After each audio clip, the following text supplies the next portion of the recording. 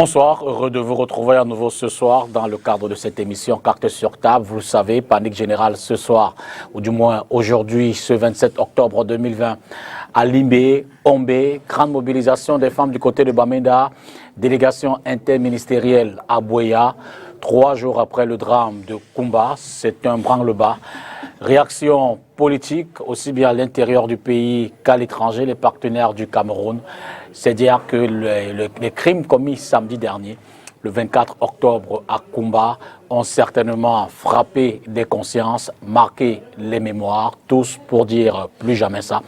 Ce soir, on va essayer d'analyser ou d'apprécier l'impact qu'un tel événement a pu avoir au cœur de cette crise et quelle incidence cela pourrait, pour la suite de ce qui se passe dans le nord-ouest et le sud-ouest, avoir évidemment dans cette histoire-là.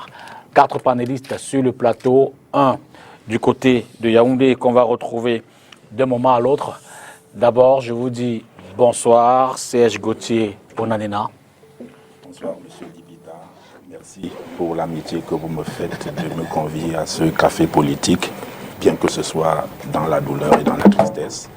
Une occasion pour moi de saluer les copanélistes et d'en profiter pour adresser mes sincères condoléances à mon nom personnel, au nom de ma formation politique le PUS, à la famille, les enfants, non seulement décédés, mais également blessés, c'est toutes ces victimes, au peuple, à la communauté, à nos frères du nord-ouest et du sud-ouest. Vous comprendrez pourquoi, je vous expliquerai pourquoi je ne parle pas d'anglophone tout à l'heure. Et enfin, à tous les Camerounais, au peuple camerounais de façon générale. Merci à vous également, Emmanuel Bignam, d'être là ce soir. Bonsoir, monsieur Dipita, et bonsoir à tous mes copanélistes, qui sont mes frères et mes amis que je connais très bien. Un bonsoir particulier à toutes les populations de Kumba en ce moment. Je joins ma voix à celle du MRC et de tous les Camerounais de tous bords pour, une fois de plus, dire mes condoléances à ces familles qui ont été durement éprouvées dans la ville de Kumba, le 24 octobre dernier. Le Cameroun, notre pays, traverse des moments très difficiles. Nous sommes à une phase sombre de notre histoire. Et je crois que c'est l'occasion pour nous, les politiques, la société civile et toutes les organisations de notre pays, de faire profil bas pour créer une espèce d'union sacrée et d'aller directement vers la sortie de cette situation chaotique que notre pays vit depuis pratiquement 4 ans. Merci Pierre-Emmanuel. Sissé Bamanga, bonsoir également. Oui, bonsoir à mon cher frère Dipita. Bonsoir à la famille panéliste. Bonsoir à tous les Camerounais. Une fois de plus, nous n'allons pas cesser de dire vraiment que cet événement noir qui vient une fois de plus noircir notre pays, parce que je dis une fois de plus parce que vous savez, dans notre pays aujourd'hui, on a presque eu déjà l'habitude de voir du sang, mais pas du sang animal, mais du sang humain. C'est très triste, très très triste, comme a dit tous les copanélistes. Nous allons continuer à dénoncer, nous allons continuer à parler, à faire des plateaux. Vous-même, monsieur Dipita, vous avez fait plein de plateaux avec d'autres hommes politiques. Nous allons continuer à monter au créneau, mais j'ai envie de dire que vraiment stop, stop, stop aux ennemis du Cameroun, parce que vraiment là, je pense que nous avons vraiment touché le fond. Et il faut que cela s'arrête. Je salue comme ça toute la population du nord-ouest et du sud-ouest et toute la population du Cameroun. Joseph Boutouzé, bonsoir. Bonsoir Dipita. La tristesse est générale. Hein. Tous les Camerounais ont accueilli de façon horrible ce qui s'est passé samedi le 24 octobre à Kumba. Depuis que la crise anglophone a commencé en 2016, nous en avons beaucoup parlé dans les radios, les télévisions, dans les discussions dans les quartiers. Mais nous sommes généralement restés ici à Douala, à Yaoundé, là où il y a beaucoup de sécurité. En Afrique, lorsque un frère est en deuil, on lui rend visite. On parle l'écouter, c'est une façon de lui apporter sa compassion. Et il y a des délégations qui étaient des Akumba, il y a des hommes politiques, il y a l'autorité publique à travers le gouvernement qui y était aujourd'hui. Et moi-même, je serai à Kumba samedi le 31 pour rencontrer les familles endeuillées, pour rendre visite aux enfants qui sont blessés à l'hôpital. Il faut peut-être enfin que nous arrivions à Kumba et que nous prenions l'habitude d'aller au sud-ouest, au nord-ouest. Peut-être en y allant, on pourra souvent venir s'asseoir ici et parler avec beaucoup plus d'assurance et d'objectivité. Merci à vous. Le thème ce soir, simplement Kumba, 3 jours après. On en parle derrière la transition.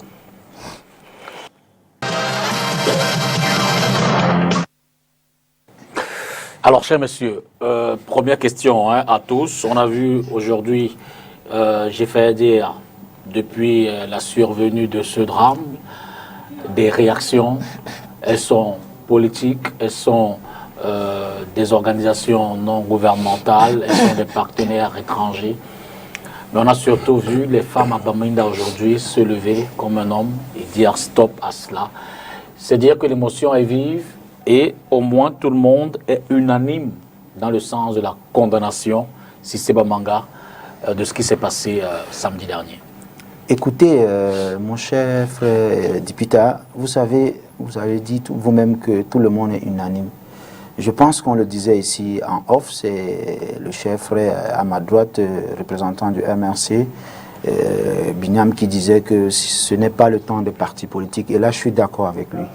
Vraiment, nous nous considérons comme 4 personnes aujourd'hui, 4 Camerounais qui pleurent, qui portent le deuil de Kumba. Vraiment, ce ne sont pas les partis politiques qui sont représentés ce soir, ou bien les hommes politiques. Moi, ce qui me... Comment je peux appeler ça? Ce qui me blesse un peu, Monsieur Dipita, vous avez dit 3 jours après. Ok.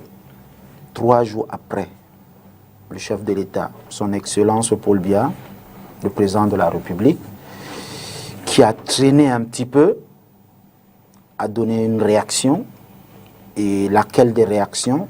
Juste un tweet, et après, sur le tweet, on a désactivé les commentaires.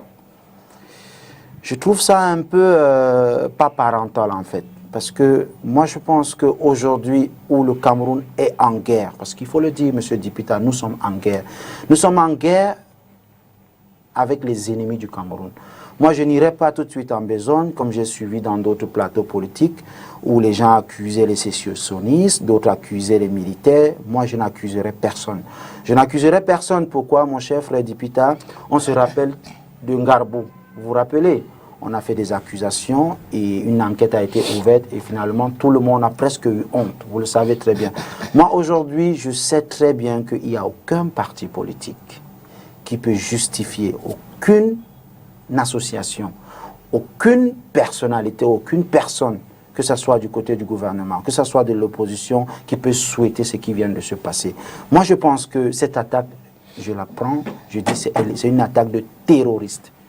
Qui sont ces terroristes? Ce sont des ennemis du Cameroun. Parce que moi, je ne mettrai même pas cette attaque sur les sécessionnistes. Parce que ce qui s'est passé aujourd'hui à Kumba, c'est inhumain, Monsieur Dipita. Moi, je ne peux pas croire que ce sont des sécessionnistes ou alors des militaires qui peuvent réagir comme ça. Vraiment, moi, je demande au chef de l'État d'abord, son Excellence le président Paul Biya, le président de tous les Camerounais, d'avoir une réaction forte. Quelle est la réaction forte? Certes, il y a eu... des personnes fidèles au régime, comme notre ministre, notre Minat, et d'autres qui sont allés sur le terrain. Mais je demande une sortie du chef de l'État, de prendre cette affaire avec toute la fermeté. Parce qu'aujourd'hui, mon cher frère Dipita, vous savez très bien que l'armée qui est sur le terrain aujourd'hui, ils font un boulot formidable. Mais j'ai envie de vous dire que l'armée qui est sur le terrain n'a même pas encore commencé à attaquer.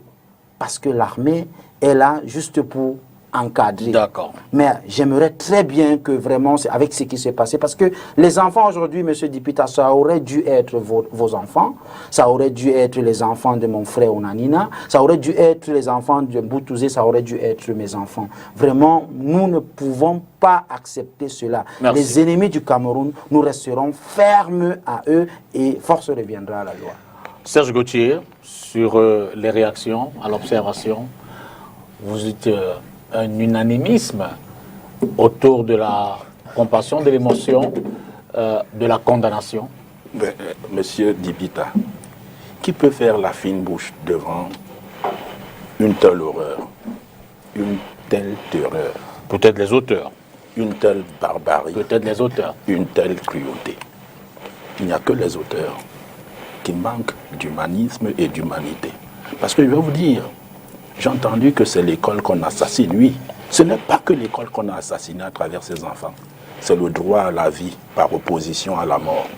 C'est le droit d'exister, c'est-à-dire de devenir ce qu'on veut et qu'on souhaite.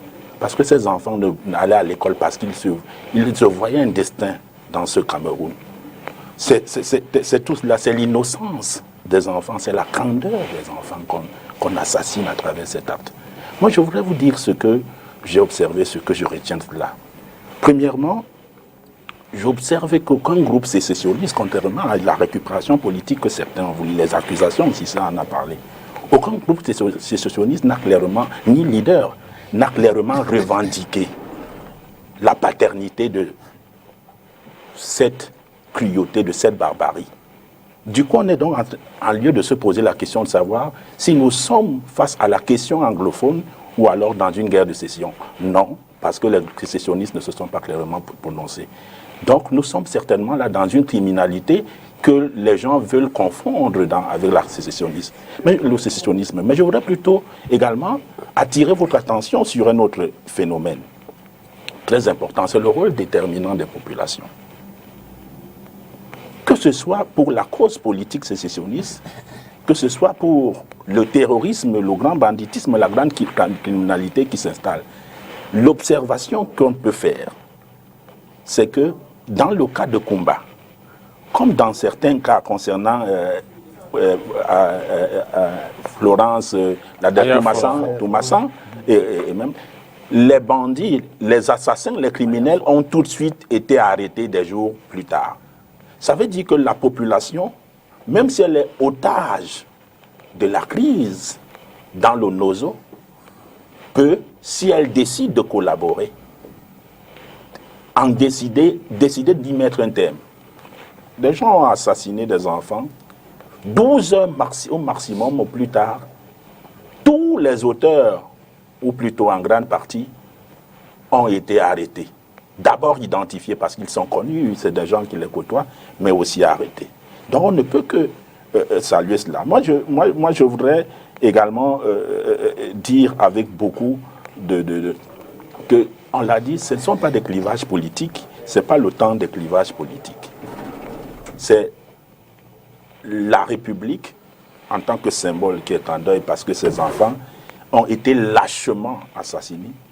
C'est l'homme en tant que valeur, en tant qu'identité, en tant que créature qui est assassiné. C'est l'espoir de la vie qui est assassiné. D'accord. C'est cela que l'on doit voir, au-delà de la politique. C'est pour ça que le choc était général. Tout le monde s'est vu enfant, d'abord dans ça, et a vu ses enfants dans ça. Merci. C'est pour ça qu'il y a eu une chair de poule. Joseph Voutou, sur la réaction de la classe sociopolitique, sur ces différentes réactions-là. Vous savez, Dipita, il y a eu deux mouvements ou alors deux étapes de réaction. Il y a eu l'indignation généralisée quelque temps après ces tueries barbares. Après cette indignation généralisée, il y a eu maintenant le temps des accusations. Parce que, et cela était prévisible, la sphère politique camerounaise, qui aujourd'hui veut imposer une bipolarisation, vous verrez que, d'un côté, il y a des gens qui veulent trouver à chaque fois la petite bête pour essayer de noircir et d'indexer le régime. Et lorsque cela est fait, ceux du régime aussi vont réagir. Et c'est comme ça que ça se passe toujours au Cameroun. Parce que j'ai même le sentiment, excusez-moi de le dire, que c'est comme s'il y a certains Camerounais qui veulent même parfois que des choses pires arrivent, tout simplement pour mettre le RDPC et son chef, le président de la République et le Cameroun au pilori. Moi, je pense que nous devons être sincères. Si nous disons que l'heure est à la compassion, l'heure doit rester à la compassion. Mais tout de suite après, ce n'était plus la compassion. C'était des accusations. Et à chaque fois qu'il y a une action, forcément il y aura une réaction. Maintenant, je crois que les gens se sont suffisamment éclipés. Si on peut revenir maintenant pour pleurer nos enfants dans la dignité, dans le calme, dans le respect. Mais, moi, représentant du RDPC sur ce plateau, je demande que les Camerounais respectent les institutions, que les Camerounais respectent davantage l'institution qu'on appelle président de la République, et que les Camerounais fassent confiance au président de la République. D'accord. Le Cameroun traverse un moment difficile. Nous avions des sécessionnistes qui veulent en découdre avec la République pour créer leur parti. D'autres pays avant nous en ont connu, d'autres ont même été divisés. Donc c'est un moment difficile de notre pays qui devrait mettre l'ensemble des Camerounais autour d'une cause actuellement qui est la défense de l'intégrité du Cameroun. Vous connaissez, comment je dirais, en France, vous connaissez qu'il y a d'un côté l'extrême droite et de l'autre côté la droite, qui sont des frères ennemis. Mais j'ai été stupéfait lorsque il y a eu des frictions entre la France et la Turquie, que Marine Le Pen prenne le côté direct de la France et du président français pour dire que la Turquie devait respecter la France. La Turquie n'a pas respecté la France. Il faut que tous les Camerounais disent que ceux qui veulent diviser le Cameroun doivent respecter le Cameroun. Merci. Ceux qui veulent spolier l'État du Cameroun à travers les dénigrements sur le plan national, Je vous reprends tout à l'heure pour savoir s'il y a des Camerounais qui ne respecter pensent le pas. Cameroun. Pierre-Emmanuel, sur les réactions jusqu'ici observées, avez-vous le sentiment d'un unanimisme au regard de l'émotion? Aucun être humain doté d'une conscience, parce que Jean-Jacques Rousseau a dit que la conscience morale, c'est notre juge intérieur. Aucun être humain doté d'une conscience, sauf s'il l'a tué, parce qu'il y en a qui réussissent, il faut quand même le préciser, à tuer leur conscience. Aucun être humain doté d'une conscience ne peut ne pas être abasourdi, terrorisé et meurtri par cet acte terroriste. Il faut peser les mots, parce que les mots ont un sens. Il faut peser les mots pour trouver aussi des solutions ou des remèdes. Si quelqu'un a la diarrhée, il faut dire qu'il a la diarrhée après le diagnostic. S'il a la fièvre, il faut dire qu'il a la fièvre. L'acte qui a été commis le 24 octobre est un acte terroriste, tout simplement parce qu'il a causé la terreur. Voilà pourquoi le mouvement pour la renaissance du Cameroun, à travers son président national, le président Kamto, a condamné et condamne avec la dernière énergie cet acte terroriste qui a été commis le 24 octobre à Koumba. Et concernant la réaction, c'est vrai qu'il y a eu plusieurs types de réactions. Il y a eu les réactions des hommes politiques, de formation politique, il y a eu les réactions de la société civile, il y a eu les réactions de la communauté internationale, il y a eu la réaction des leaders religieux et autres.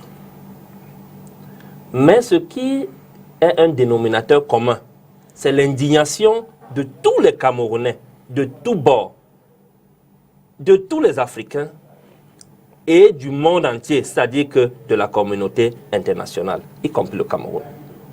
Nul n'est resté indifférent devant cet acte horrible et atroce.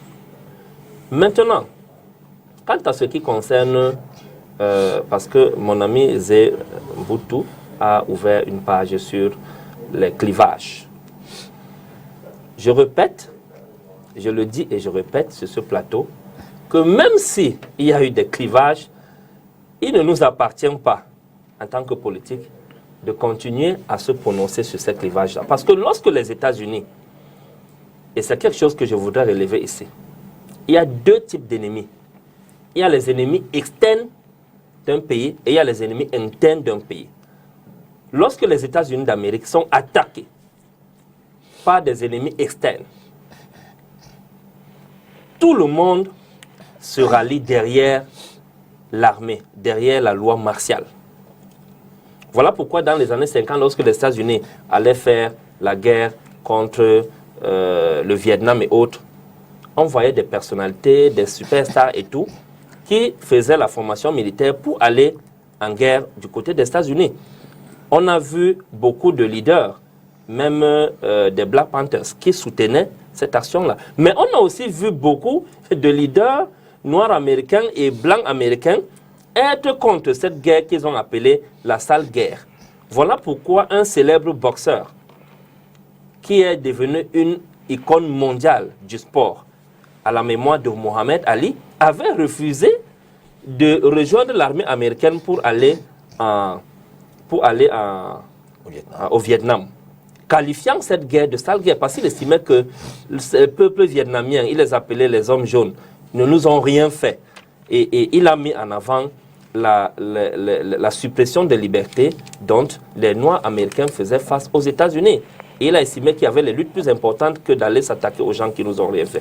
Maintenant, au Cameroun, on a vu la réaction des Camerounais autour de l'armée camerounaise et du gouvernement face à l'attaque Boko Haram, qui était une attaque dont l'ennemi était identifié comme étant un ennemi extérieur du Cameroun, puisque le gouvernement camerounais n'est mêlé, ni le peuple camerounais n'est mêlé ni de près ni de loin aux attaques du Boko Haram.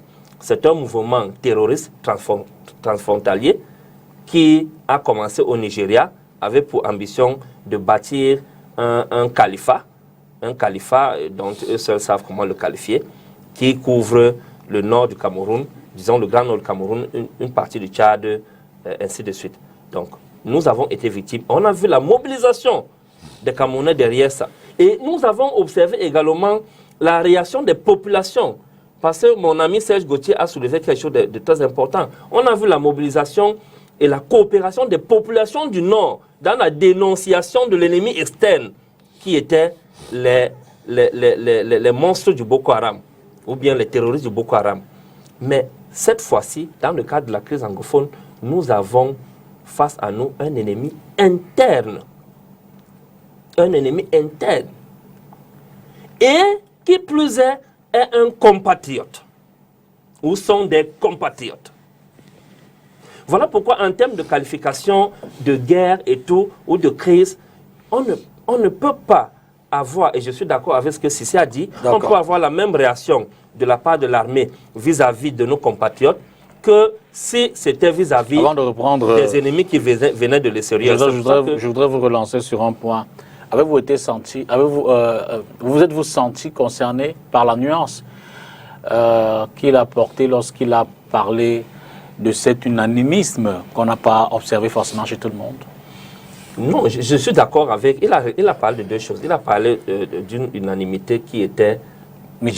Non, générale d'abord, du fait que nous soyons tous humains et camerounais. Il a parlé de ça. Et il a dit tout de suite après le deuil, c'est-à-dire que, et je suis d'accord, le deuil n'a pas mis long.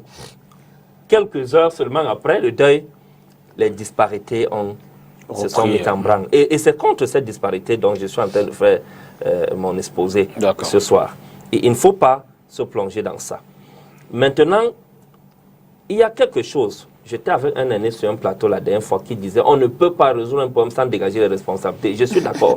Mais sauf qu'ils oublient que le procès de Nuremberg a été mis en place après la Deuxième Guerre mondiale, c'est-à-dire qu'à partir de 1945, quand les hostilités ont été arrêtées et que Hitler a disparu et l'armée allemande a été diminuée, c'est-à-dire maîtrisée. C'est en ce moment que le procès de Nuremberg a été mis en place, qui a continué jusque dans les années 50, parce qu'on pouvait chasser certains nazis qui sont cachés. Et c'est en ce moment que le plan Marshall a été également lancé. Pareil pour l'Afrique du Sud, après l'apartheid, et puis le Rwanda, après le génocide de 1994. Et donc, ça veut dire que dans le cas du Rwanda, la commission justice, vérité et réconciliation a été mise en place après que le cessez-le-feu ait été observé.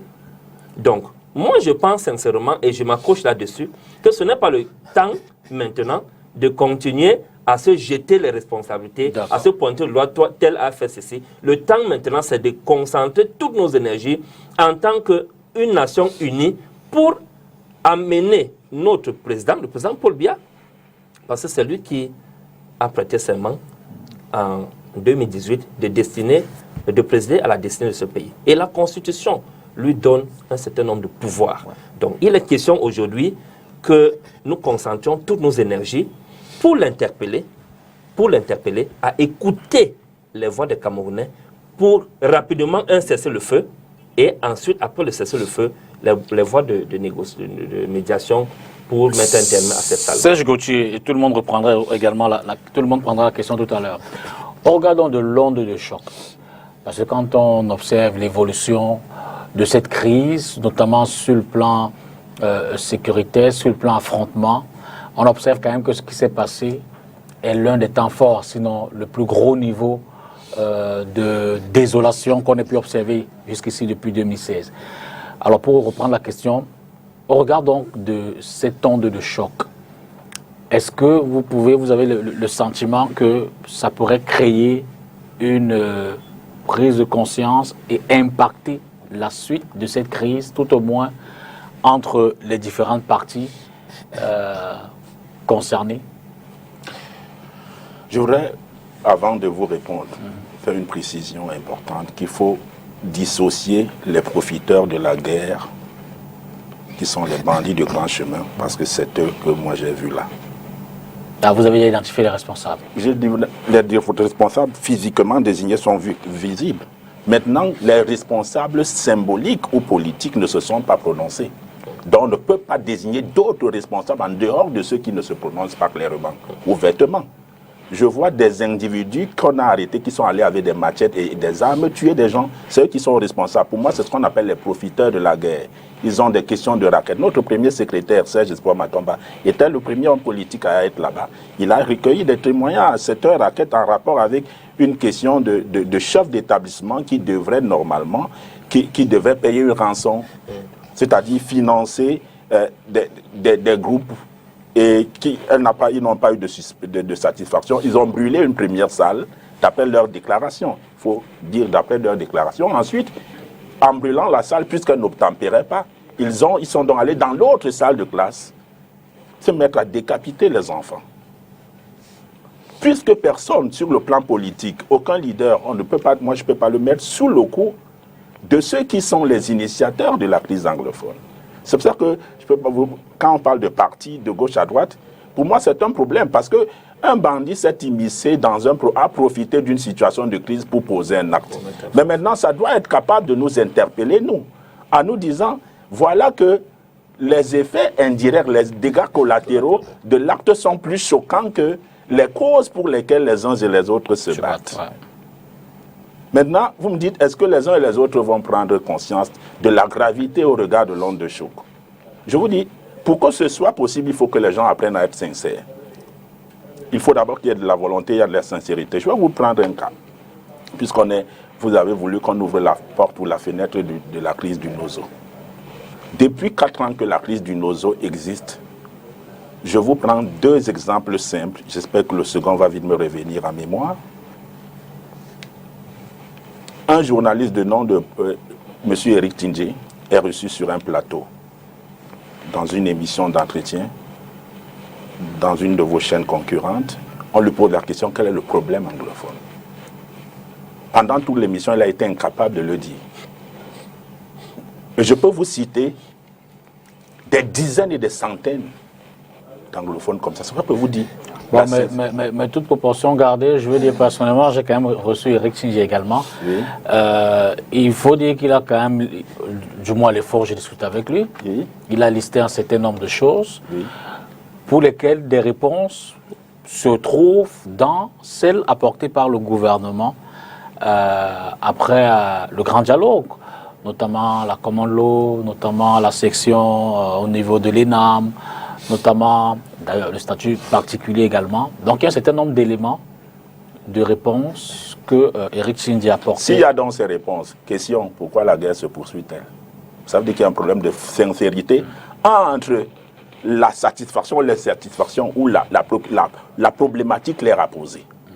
Il faut, pour que cette guerre, l'onde de choc, la prise de conscience que vous évoquez, soit réelle, que ceux qui estiment avoir le leadership de ce côté du Nozo, je préfère Nozo par rapport à anglophone. Vous savez pourquoi? Parce que la différence, et je le disais à quelqu'un dans un débat, la différence entre nous, francophones et anglophones, c'est qu'on s'identifie facilement à Betty, Bassa, machin, parce que c'est ça notre identité africaine. Quand je m'identifie à francophone, je me considère comme un colonisé qui continue à perpétuer. Et c'est ça le débat. Mais je ne voudrais pas que ce débat se prolonge. C'est pour ça que j'évite le mot anglophone sur la durée. Parce qu'il faut bien que ce soit clair. D'accord. Maintenant, pour revenir donc à la question, il faut que le problème soit clairement posé, que les leaders sortent clairement et posent clairement, se positionnent en tant que des interlocuteurs réels face à l'État du Cameroun. C'est nous voulons ceci. Ils posent clairement leurs préoccupations sans faire dans la langue de bois. Ça va faire en sorte qu'en termes de sincérité, puisqu'on a l'onde de choc, tout le monde verra qu'on est dans la logique de la résolution des problèmes. Mais les gens disent, l'un des arguments que les uns et les autres disent, c'est le dialogue. Ben, comment on va faire un dialogue si les gens vont estimer que le dialogue ne peut être fait que tel qu'eux ils le pensent? Ça, c'est une question. D'accord. Si c'est sur l'onde de choc, est-ce qu'il y a possibilité, éventualité d'une prise de conscience pour qui sait peut-être apporter les réponses justes qui contribueraient à mettre un terme à cette crise?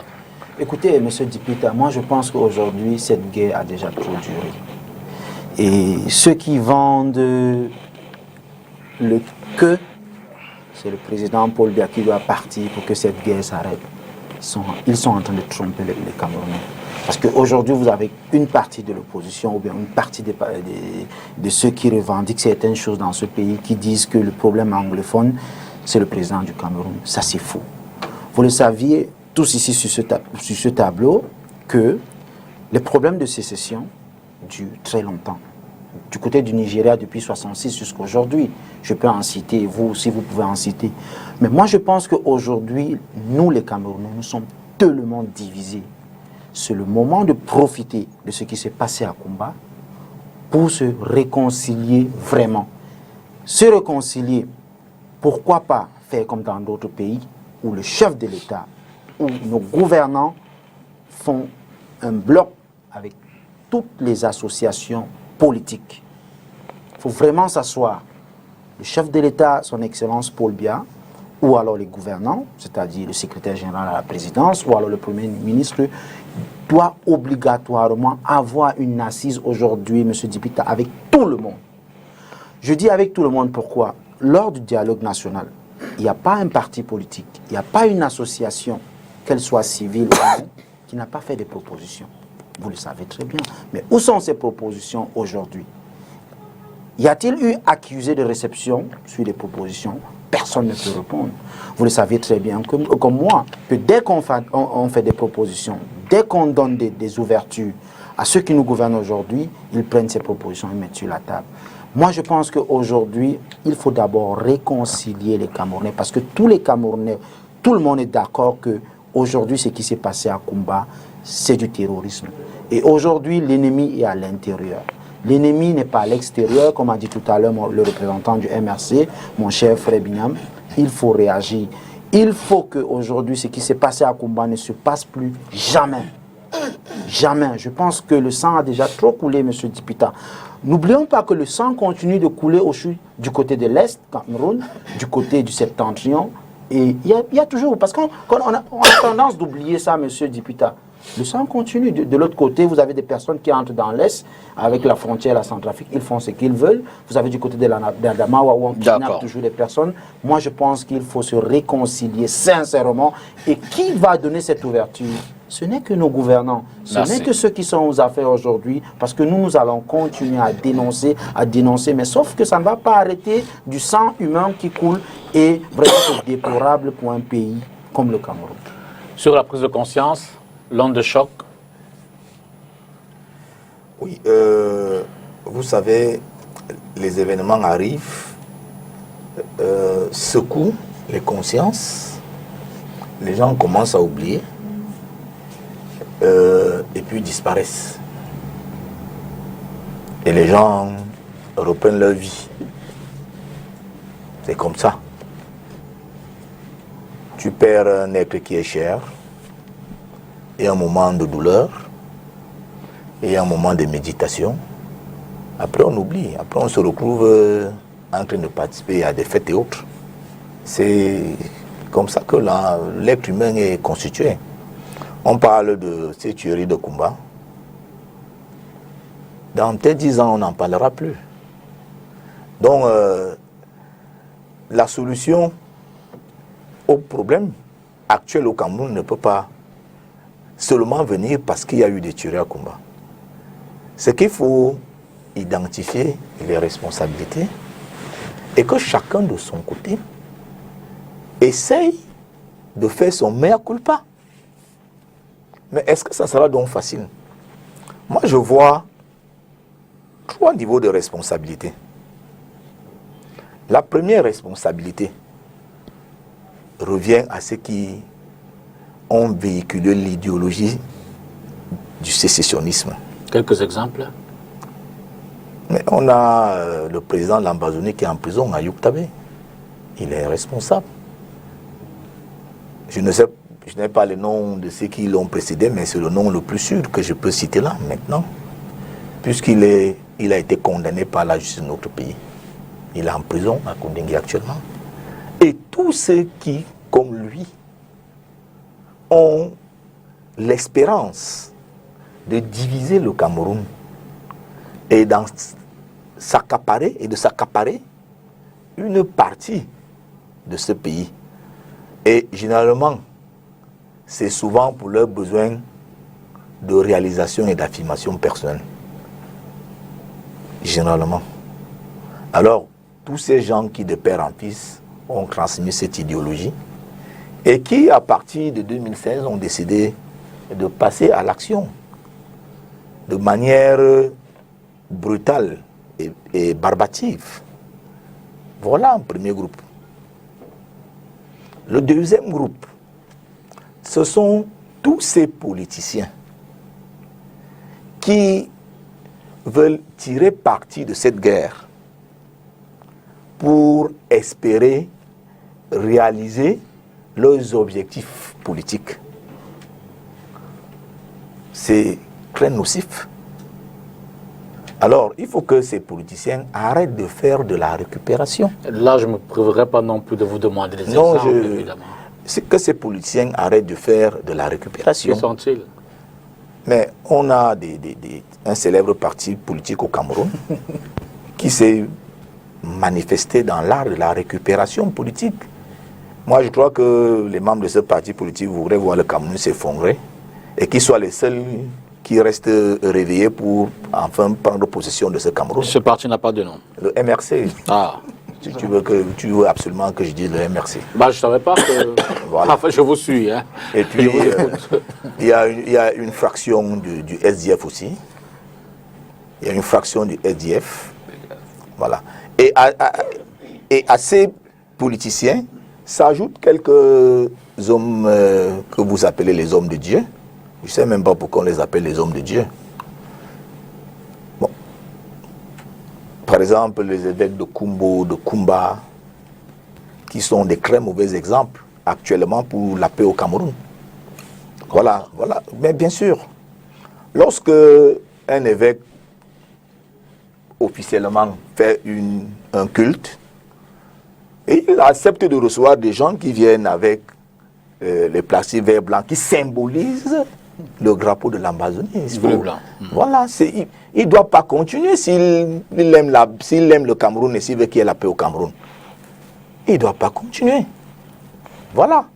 Donc, il y a donc ces partis politiques. Avait-il seulement le choix? Je veux dire que... Ah, on l'a kidnappé pour ce qui se dit, j'avoue que personnellement, je n'ai pas vérifié cette info, mais pour ce qui se dit, il aurait été surpris en pleine célébration. Avec et on lui a dit, allez, tu vas prier pour nous aujourd'hui, pour que nous puissions gagner la guerre de sécession. Ben, je m'interrogeais à haute voix. Alors, c'était pareil avec les événements de Ngambou, avec l'évêque de Kumbo, qui était parmi ceux qui attisaient le feu. Le feu. Voilà. Alors, je n'ai pas terminé. Il y a ces partis politiques associés à ces hommes d'église. Et la troisième partie, il y a la grande technostructure étatique qui est constituée d'une frange de ces hauts fonctionnaires qui ne veulent pas réaliser les projets à la vitesse que voudrait le président de la République pour que les Camerounais puissent bénéficier des objectifs de bien-être que ces projets... Quand vous avez exclu le président de cette catégorie. Que ces projets devraient apporter au Cameroun. Quelques exemples. Alors, il y a ces fonctionnaires qui sont passés maîtres de l'inertie au Cameroun et qui trahissent la volonté du président de la République. Quelques exemples. Et je crois que beaucoup en tirent des bénéfices à titre personnel. Voilà, et tant qu'ils pourront tirer les bénéfices, sûrement ils voudront que le statu quo reste. Donc il y a de tous les côtés. Il n'y a pas d'exemple parmi ces responsables. De tous les côtés, mais le président de la République lui-même a fait un discours qui est resté très célèbre et qui était le premier à dénoncer cette technostructure, l'inertie de cette technostructure. Le président lui-même en a fait écho. Bon, pour finir avec vous sur la question, peut-on imaginer un scénario où le président de la République convoque quand même tous les corps sociopolitiques, les hommes politiques, le clergé, la société civile, les organisations non gouvernementales, les partenaires extérieurs, pour échanger sur ces questions? Non, en octobre 2019, le président de la République l'a fait. Ce n'est pas un scénario qu'on devrait imaginer. C'est un scénario qui a été un fait. Le président de la République a convoqué tous les Camerounais à un grand dialogue. Il y a effectivement donc ces acteurs politiques du chaos qui ont refusé de venir participer à ce grand dialogue.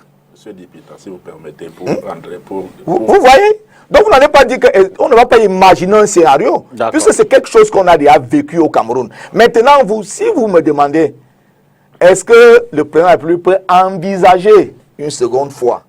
Là, ça change. Mais quand vous dites seulement envisager un scénario, comme s'il ne l'a pas fait, ça n'a même pas... la question était davantage personnellement. Donc, le président de la République, depuis 2016, n'a fait qu'organiser des dialogues. Parce que auquel n'a pas pris part. Je vais chuter. Les dialogues ne veut pas seulement dire que les gens se retrouvent pendant 1-2 jours dans une salle. Les dialogues, c'est au quotidien.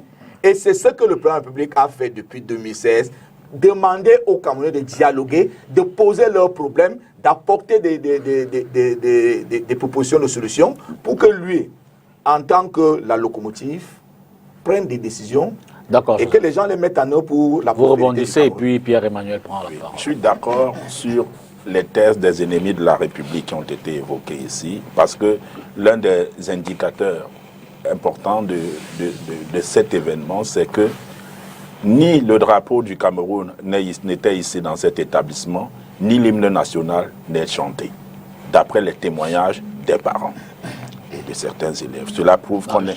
Ça veut dire quoi? Je ne comprends pas. L'école dans laquelle les enfants ont été massacrés, lorsque notre premier secrétaire est allé recueillir, les vidéos sont encore là, les femmes et témoignent, ni l'hymne national du Cameroun, ni le drapeau du Cameroun n'est hissé dans cette école. En conclusion? En conclusion, ils se considèrent pas, c'est-à-dire que c'est un micro, c'est une vision, les valeurs de la République. Si vous ne vous reconnaissez pas dans une République, vous créez la vôtre. C'est pour ça que les gens parlaient des ennemis du Cameroun à l'intérieur du Cameroun. Mais ce n'est pas dessus que je voulais rebondir. Je voulais rebondir sur un fait majeur terroriste en France. Attentat de Lyon, sur d'abord Charlie Hebdo. Ensuite, attentat de Lyon, un bus, un camion vient massacrer les gens sur la route. À Nice. Et puis il y a d'autres attentats à Lyon. Que fait le président Sarkozy? Il reçoit à l'Élysée tous les grands leaders de la classe politique française. De tous les bords. Quel que soit, même s'il n'est pas d'accord avec eux, il les écoute. 5-10 minutes. Après, on peut prendre les acteurs de la société civile, le clergé, un homme d'association. Et puis, on peut écouter d'autres acteurs de la zone du Nozo. 5 à 10 minutes. Ça ne coûte rien au président de la République de le faire pendant une semaine. Mais parce qu'il a toujours, lui-même, fait souvent plein des rapports qui ne lui sont pas bien faits. M. Mboutou disait, le président de la République a organisé le grand dialogue. Mais est-on sûr que la dernière copie qui lui a été donnée était la bonne? Je prends un exemple pour vous démontrer cela. Il y a une élection qui a été reprise au Cameroun, qui a été reportée au Cameroun parce qu'un ministre de la République, à l'époque Minat, puisque c'est eux qui organisaient les élections, avait passé le temps à rassurer le président de la République. Il y a une Coupe d'Afrique des Nations qui n'a pas pu se tenir dans ce pays parce qu'il y a des ministres qui ont passé le temps à rassurer le président de la République. Il est donc question que le président prenne conscience de ce que l'échange, l'entretien, la discussion directe, la causerie directe avec les acteurs politiques, sociaux et ainsi de suite du Cameroun peut contribuer à déclencher, à avoir la petite étincelle qui peut résoudre le problème. D'accord. Pierre-Emmanuel. Moi, j'ai dit à l'entame de l'émission que je ne voudrais pas entrer dans le jeu des accusations ou des responsabilités. Mais de toutes les façons, puisque je vois que la plupart des panélistes, et dont mon frère Mboutouzé, se sent à l'aise dans cet exercice, je vais juste dire quelques mots à propos. Il a identifié trois catégories de responsables de cette crise. Dans la deuxième catégorie se retrouve ma formation politique et je ne peux pas être sur le plateau, je laisse cela passer. Le MRC n'est mêlé en rien, ni de près ni de loin, à la crise anglophone. En 2016, lorsque la crise commence, le président Kamto est dans une tournée au nord, en Gaoundéré précisément. Lorsqu'il apprend ce qui s'est déroulé à Bamenda, à Obsession, une semaine plus tard, à la suite de sa tournée, il fait un tour au nord-ouest avec les maîtres Sim pour s'enquérir de la réalité. Alors, lorsqu'il rentre du nord-ouest, ils voient la situation et ils attirent l'attention du gouvernement sur l'urgence d'écouter le consortium d'avocats qui était mis en place avec les Abombala et puis certains parlementaires comme l'honorable Wirba Le gouvernement n'a pas écouté, bien évidemment, puisque la première chose, c'est qu'ils ont nié qu'il existe un problème comme celui-là. Le déni. Après ce déni maintenant, lorsque la situation s'est empirée au cours de l'année 2017, ils ont reconnu, mais en ce moment, ils ont utilisé la violence judiciaire. Ils ont arrêté les Abombala, ils ont arrêté les gens, l'honorable Fontaine, l'honorable Wirba et tout, ils les ont jetés en prison. Peut-être pas Wirba. Or, c'était des gars qui n'étaient pas armés. Eux, ils étaient dans le cadre du consortium et ils faisaient des revendications à main nue sur la force de leurs idéologies et de leurs arguments. On a utilisé la violence judiciaire, sans compter la violence policière qui a été utilisée sur les populations. En l'occurrence, les étudiants, tout le monde a vu ce qui s'est passé à Buea. Vous ne pouvez pas avoir votre enfant que vous envoyez étudier à Buea, à l'université, et vous le voyez rouler dans la boue en train de faire des manœuvres militaires et tout, en prononçant certaines paroles et en chantant on ne sait quel chant. Donc tout le monde a vu cela. Alors, la constitution du Cameroun dit que c'est le chef de l'État, le président de la République, qui est garant de la sécurité de sa population, de leurs biens et de tout le pays. Donc, lorsque la sécurité est faillie ou faillie, qui est le premier responsable? Lorsque les populations ne se sentent plus en sécurité, qui est le premier responsable? C'est le président de la République, le président Paul Biya, le tout premier responsable. Maintenant, quand on regarde par exemple la déclaration que je jugerais fallacieuse du porte-parole du gouvernement, qui fait état de ce que l'établissement qui a été l'objet de cet attentat terroriste évolue ou travaille dans la clandestinité. C'est même encore très grave. Parce que qui est censé assurer l'éducation des populations? C'est l'État. Qui recense les établissements scolaires qui ont les autorisations d'agir ou de se manifester, ou bien disons d'encadrer les élèves? C'est l'État. Donc, l'État est en train de nous dire, à travers son porte-parole, qu'ils ont validé la rentrée scolaire 2020-2021 dans les régions du nord-ouest et du sud-ouest, sans avoir au préalable recensé les établissements scolaires légaux qui peuvent encadrer les élèves. Pire encore, que cet établissement scolaire soit légal ou illégal, il est du devoir de l'État d'assurer la sécurité des enfants qui y vont, tout comme la sécurité de toutes les populations. Donc, une fois de plus, on se retrouve dans un cas, une situation où l'État autorise la rentrée scolaire sans s'être rassuré au préalable que tout le dispositif de sécurité nécessaire pour la protection des enfants et de leurs parents soit mis en place. Donc, si vous voulez qu'on dégage les responsabilités, le tout premier responsable est le président Paul Biya. Parce que c'est lui qui est garant devant la Constitution de nos vies, de notre sécurité, de notre éducation, de notre bien-être. Maintenant, le MRC a toujours pris des positions dans le cadre de la résolution de la crise anglophone. Voilà pourquoi nous sommes allés jusqu'à sacrifier la participation. Ce n'était pas de bon gré, il faut qu'on vous le dise. L'âge que j'ai aujourd'hui, dans 5 ans, je n'aurai plus le même âge. J'aurais pu être maire ou maire adjoint de Douala 5e, mais on a accepté ce sacrifice-là, vraiment qui n'est pas facile, pour que notre voix soit entendue. Et je suis d'accord avec ce que mon ami Cissé Bamanga dit. Nous ne sommes pas aux affaires. Nous, notre position, c'est d'attirer l'attention de ceux qui sont aux affaires, de leur faire des propositions, d'utiliser tous les moyens et tous les stratagèmes pour que notre voix soit entendue. Et c'est ça le rôle de l'opposition. de la société civile et des autres. Nous n'avons pas d'autres outils que cela. Voilà pourquoi on a posé cet acte de ne pas aller à l'élection législative et municipale de février 2020.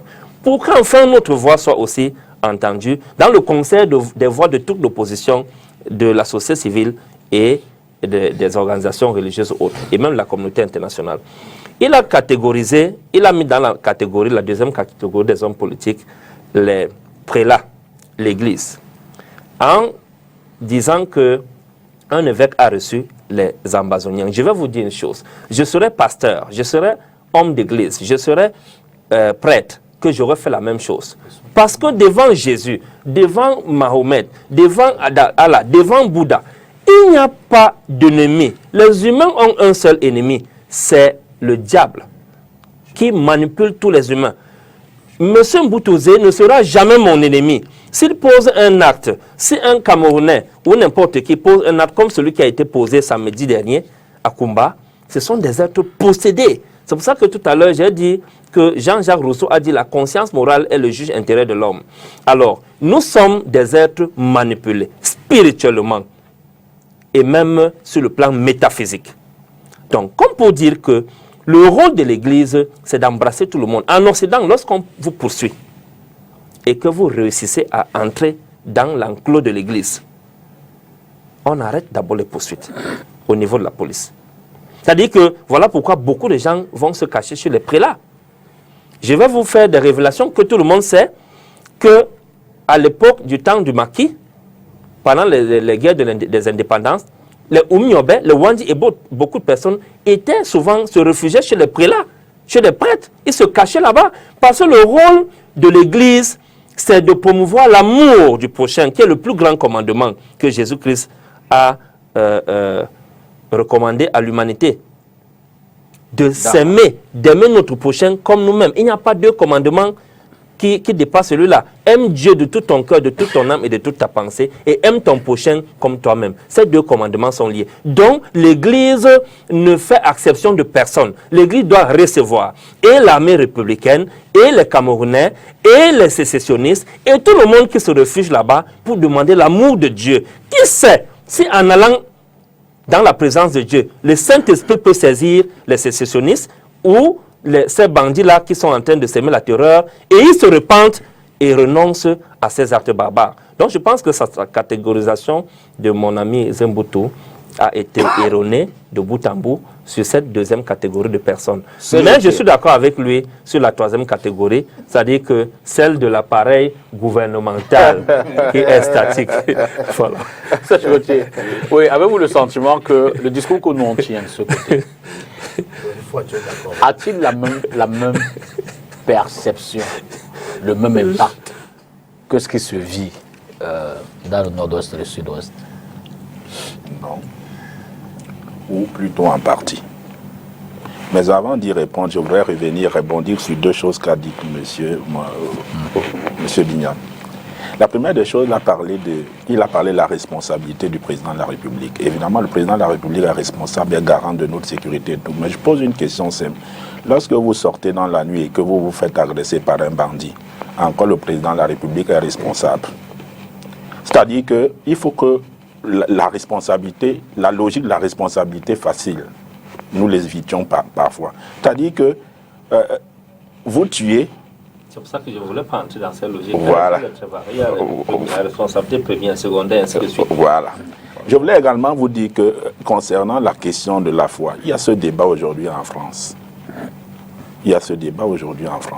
D'ailleurs, quelqu'un a écrit un ouvrage que j'aime partager aujourd'hui, le titre avec quelqu'un, Une démocratie de combat. Je voudrais vous dire qu'en France aujourd'hui, il y a des gens qui pensent, les statistiques ont démontré que 76% des jeunes Français d'obédience musulmane, sans que ce ne soit une stigmatisation dans notre contexte, se reconnaissent plus musulmans que républicains. C'est-à-dire appartenir, ils disent qu'ils appartiennent d'abord à l'islam, ils sont d'abord musulmans avant d'être français. C'est une très bonne chose. Alors qu'ils sont nés d'abord en France. Donc il y a un problème de fond. Il faut qu'en même temps que l'Église inculque les valeurs spirituelles, elle doit savoir qu'elle fonctionne dans une république qui a sa codification en termes de fonctionnement. C'est important, très important, parce que nous ne sommes pas des îles et nous ne sommes pas dans un régime, sur une terre d'anarchie. Elle-même, l'Église, fonctionne de façon organisée. Quand j'ai fini de le dire, vous me posez donc la question, M. Dipita, est-ce qu'on a le sentiment que ce que nous avons, la perception que nous avons ici, est la même? Non. À partir du moment où les gens continuent à penser qu'ils sont marginalisés, à partir du moment où les gens sont dans la contestation des mesures qui sont prises, des décisions qui sont prises par le système gouvernant, ça veut dire que jusque-là, ils considèrent que le problème réel qu'ils ont n'a pas encore été bien perçu. C'est pour ça que je suis revenu tout à l'heure sur la sincérité dans le problème à poser. Il faut poser le véritable, le réel problème et que M. Mboutou et ses amis, c'est-à-dire le système gouvernant, ceux qui dirigent le Cameroun, aient l'honnêteté de bien percevoir quel est le problème qui est posé. Mais il ne faut pas, et c'est pour ça que je voudrais le rappeler à tout le monde, hein, le réflexe indépendantiste est un réflexe humain. Tous les pays du monde, aux États-Unis, il y a des gens qui veulent sortir de là avec les Noirs et tout, en Espagne, en France, ainsi de suite. Et rien ne prouve que lorsque ceux-là seront indépendants, il n'y aura pas d'autre courant indépendantiste dans tout cela. Là ne doit pas être le débat. Le débat doit être, et c'est là où, dans le bien-être, parce que tout ce problème indépendantiste, c'est souvent il est adossé sur la distribution du gâteau. Certains estiment qu'ils sont mis à l'écart ou, lorsqu'ils ne sont pas tout simplement mis à l'écart, ils sont faiblement bénéficiaires de la répartition, de la redistribution de ce gâteau.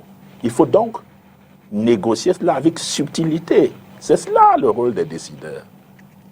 Mais pour que ce soit fait, et je reviens dessus, il faut que qui va parler au nom de qui pour dire quel est le problème réel. Il faut donc qu'on leur donne les garanties. Et c'est pour ça qu'ils disent on peut recevoir, le président peut recevoir. Mais il peut également dire je donne 1 semaine ou 2 semaines aux populations du Nozo de m'identifier 10 leaders. Donc certains dans la diaspora aussi qui vont parler et qui vont me poser des problèmes réels. Mais en sachant que même si c'est la sécession, il ne faut même pas refuser de discuter de la sécession. Parce qu'on peut partir d'un débat. Ces leaders-là seront choisis comment? Par référendum? C'est à eux de trouver les mécanismes, puisque c'est eux qui disent généralement que leur problème n'est pas cerné. D'accord. Si votre problème n'est pas cerné, ça veut dire qu'il y a des gens qui pourraient le porter. On est bien d'accord? Certainement pas. Si c'est Bamanga, avez-vous le sentiment que le discours, le débat, tout ce qu'on fait comme analyse ici est perçu avec la même connotation là-bas, appréhendé? Avez-vous le sentiment que dans le nord-ouest et le sud-ouest, nos frères ressentent que nous également on vit ce qu'eux y vivent dans la chair? Non, mon cher Dipita, je vous ai dit tout à l'heure, lors de ma deuxième prise de parole, que le Cameroun est fractionné. Vraiment, le mal est très profond aujourd'hui. Aujourd'hui, le Cameroun est devenu comme un gâteau où chacun tire la ficelle de son côté. Vous avez vu aujourd'hui, moi, j'ai pleuré le deuil sur les réseaux sociaux, mais j'ai des ressortissants de chez moi qui me disent hey, écoute, si c'est quand on tue les gens à Figuil, quand on tue les gens dans le Septentrion, est-ce que toi tu pleures aussi? Vous voyez ce genre de raisonnement? C'est ça aujourd'hui. Et qui a taillé cela sur mesure? C'est le gouvernement RDPC aujourd'hui. Il ne faut pas se cacher des choses, il faut dire la vérité. Ils ont divisé les Camerounais pour mieux régner. Je salue tellement mon frère Mboutouzé quand il a parlé des hauts commis de l'État qui ont gaffé, mais qui continuent à avoir la confiance du RDPC et du président de la République. Vous savez très bien que nous sommes dans un pays où quand vous, entre guillemets, vous chiez, c'est le moment où on vous donne encore une autre promotion. Mais non, aujourd'hui, je pense qu'il faut chercher à réconcilier d'abord les Camerounais, mon cher député. Nous sommes très et trop divisés, député. Aujourd'hui, chacun fait des réclamations à repli identitaire. Nous savons très bien que le repli identitaire peut être naturel. Quand il est midi chez moi, je prends la pause, je pense tout de suite à un couscous bien chaud avec du foléré, avec la bouillie, je ne pense pas en dolé comme vous. Mais le repli identitaire ne doit pas être politique comme aujourd'hui dans ce pays. Aujourd'hui, vous avez des mouvements qui sortent de partout. Vous le savez très bien. Qui a créé cela? C'est le régime actuel. Moi, je pense qu'aujourd'hui, nous devons saisir ce qui s'est passé à Kumba. Vraiment ouvrir, creuser la plaie, trouver les vraies solutions. Nous avons tous dit ici sur cette table, nous sommes unanimes. Pourquoi le président de la République, nous avons l'impression que depuis la création du Cameroun jusqu'à aujourd'hui, nous sommes exclus. Non, il faut le dire, parce que le Cameroun fonctionne avec les mêmes personnes. Monsieur Dipita, dites-moi, depuis que je suis né, avant même les parents, ce sont les mêmes personnes qui sont aux affaires. Quand vous prenez aujourd'hui la jeunesse du Cameroun, aujourd'hui la jeunesse ne rêve plus. Moi, je suis l'un des jeunes, il y en a plein, nous sommes en politique, mais nous avons l'impression que nous perdons notre temps. Tout à l'heure, Binam l'a dit. Il suffit que vous montez d'un cran, on va vous taxer, que vous êtes très proche du MRC. Il suffit que le gouvernement fait quelque chose de bien, vous parlez, on va vous dire que ah, tu as pris l'argent chez le RDPC. Pourquoi arrivons-nous là? Aujourd'hui, la patrie doit être au centre de tout. Malheureusement, ce n'est pas ça. Maintenant, il faut arranger cela. Ça urge. Et qui doit arranger cela? C'est le RDPC. C'est les amis de mon frère cher Mbotouzé. Ils doivent arranger cela urgemment, monsieur Dipita. Nous avons même encore la chance qu'avec toute cette médiocrité, monsieur Dipita, quand vous sortez le matin pour aller au boulot, retournez-vous. Dites-moi combien de personnes vont au boulot. Vous êtes peut-être la seule personne. Quand vous sortez le matin aujourd'hui avec une belle chaussure ou une belle chemise que vous avez achetée à 1000 francs, tout le monde vous regarde. Si ce n'est pas que vous avez grandi avec eux, on peut vous agresser. Nous sommes en insécurité dans tous les domaines. Dans un pays comme le Cameroun aujourd'hui, monsieur Dipita, 70%, c'est la jeunesse, vous le savez. Le RDPC, je ne sais pas si c'est un gouvernement maudit ou c'est un gouvernement qui n'a plus rien à proposer aux Camerounais. Parce qu'aujourd'hui, on ne rêve plus dans ce pays, monsieur Dipita. On ne rêve plus dans ce pays. On ne rêve plus pourquoi? Parce que le RDPC, ils se sont accaparés de tout. Ils ont taillé tout sur mesure. Ils ont taillé tout à leur guise. Je dis bien qu'il y a cette fraction. Ce qui se passe au Nozo, ce qui se passe au Septentrion, les gens s'en foutent à Yaoundé. Merci. Comme l'a dit le chef de l'État, tant que Yaoundé vit, tout va bien. Sur l'assentiment des populations du nord-ouest et du sud-ouest. Oui, je voudrais faire des précisions, Dipita. Je vais parler de la grande technostructure qui est l'administration publique camerounaise. Et cette technostructure n'est ni une propriété du RDPC, ni une propriété du président Paul Biya. Il faut que cela se comprenne. Hein? Et la preuve, il y a un haut responsable de cette technostructure qui est l'épouse du président du MRC. Donc, il ne faut pas que les Camerounais confondent l'administration publique camerounaise à une propriété du RDPC. Si c'est un joueur recruté dans l'administration publique camerounaise, il va continuer à être un opposant. Donc, ça n'a absolument rien à voir. Il ne faut pas que les gens fassent des confusions. Quand je parle de certaines faiblesses de cette administration à atteindre les résultats attendus, au moment attendu, ça ne veut nullement dire que c'est la responsabilité du RDPC. C'est tous les Camerounais qui y font partie, qui sont du RDPC, du MRC, du PCRN, du PURS et tout. Ce n'est pas une technostructure qui appartient à Paul Biya. Parce que si le président s'en va aujourd'hui, Dont tous coupables. c'est la même technostructure que celui qui va arriver. Alors, un premier ministre Voilà. de l'opposition. Celui qui va arriver va... Puisque la technostructure nous appartient tous. Non, mais attends, l'opposition. attends, son premier secrétaire, premier ministre de l'opposition, on voit. C'est une demande de réclamation. Ce n'est pas une réclamation, mais pour interroger, pour questionner son honnêteté. Non, c'est pour questionner son honnêteté. C'est l'espoir ma tombe avec le Premier ministre. Ce n'est pas ce que je dis. Mais je dis pour interroger son honnêteté qu'il nomme un premier ministre de l'opposition en voie. Joseph Fossuy, allez-y. Oui, allez-y. Bon, voilà, je crois que j'ai à lever le lièvre là-dessus. La technostructure là n'est pas une propriété du RDPC ni du président Paul Biya, c'est une propriété du Cameroun. C'est l'ensemble des fonctionnaires camerounais qui seront toujours des fonctionnaires, même quand Cissé Bamanga, en 2050, un jour, sera peut-être président. 2050. Peut-être un jour. On va très loin. Attends très loin ton tour. Puisque nous, au RDPC. C'est pour nous dire que le chef de l'État en 2025 Pourquoi sera vous toujours candidat. est-ce que le RDPC se limite seulement au président Paul Biya? Ah, ok. Le président Paul Biya partira bien un jour, non? Rassurez-vous. Il est là. Mais un jour, il arrivera qu'il parte, non? Mais le RDPC restera. Et le RDPC va continuer à conquérir le pouvoir. Donc ne vous dites pas que le RDPC va s'arrêter avec le départ du président Paul Biya. Il faut vous méfier. Après le président Paul Biya, il y aura toujours nous, quelqu'un d'entre nous dans le RDPC, qui sera dans la conquête de ce pouvoir. Et nous allons le gagner puisque nous sommes le parti qui a toujours gagné parce qu'il a toujours été le plus structuré. Là, on n'est pas dans les débats des partis politiques et ce soir, c'était d'abord pour évacuer évacuer ça. Maintenant, j'entends des réactions de part et d'autre, et principalement de mon jeune frère Bamanga, qui met toute la misère des partis politiques sur le dos du RDPC. Alors qu'eux-mêmes, ils sont d'une inconstance notable. Comment un jeune comme Cissé Bamanga, qui hier jurait au nom des sièges des femmes à tomber du peuple, d'un jour à l'autre, il vous dit que lui n'est plus là-dedans.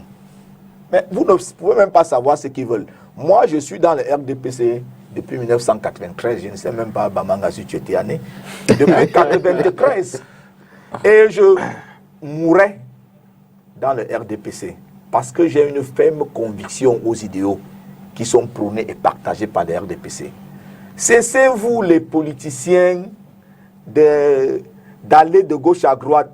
Chez nous, on dit le fait qu'un adulte se lève là, s'assoit là, se lève là, s'assoit là, il finit par devenir ridicule.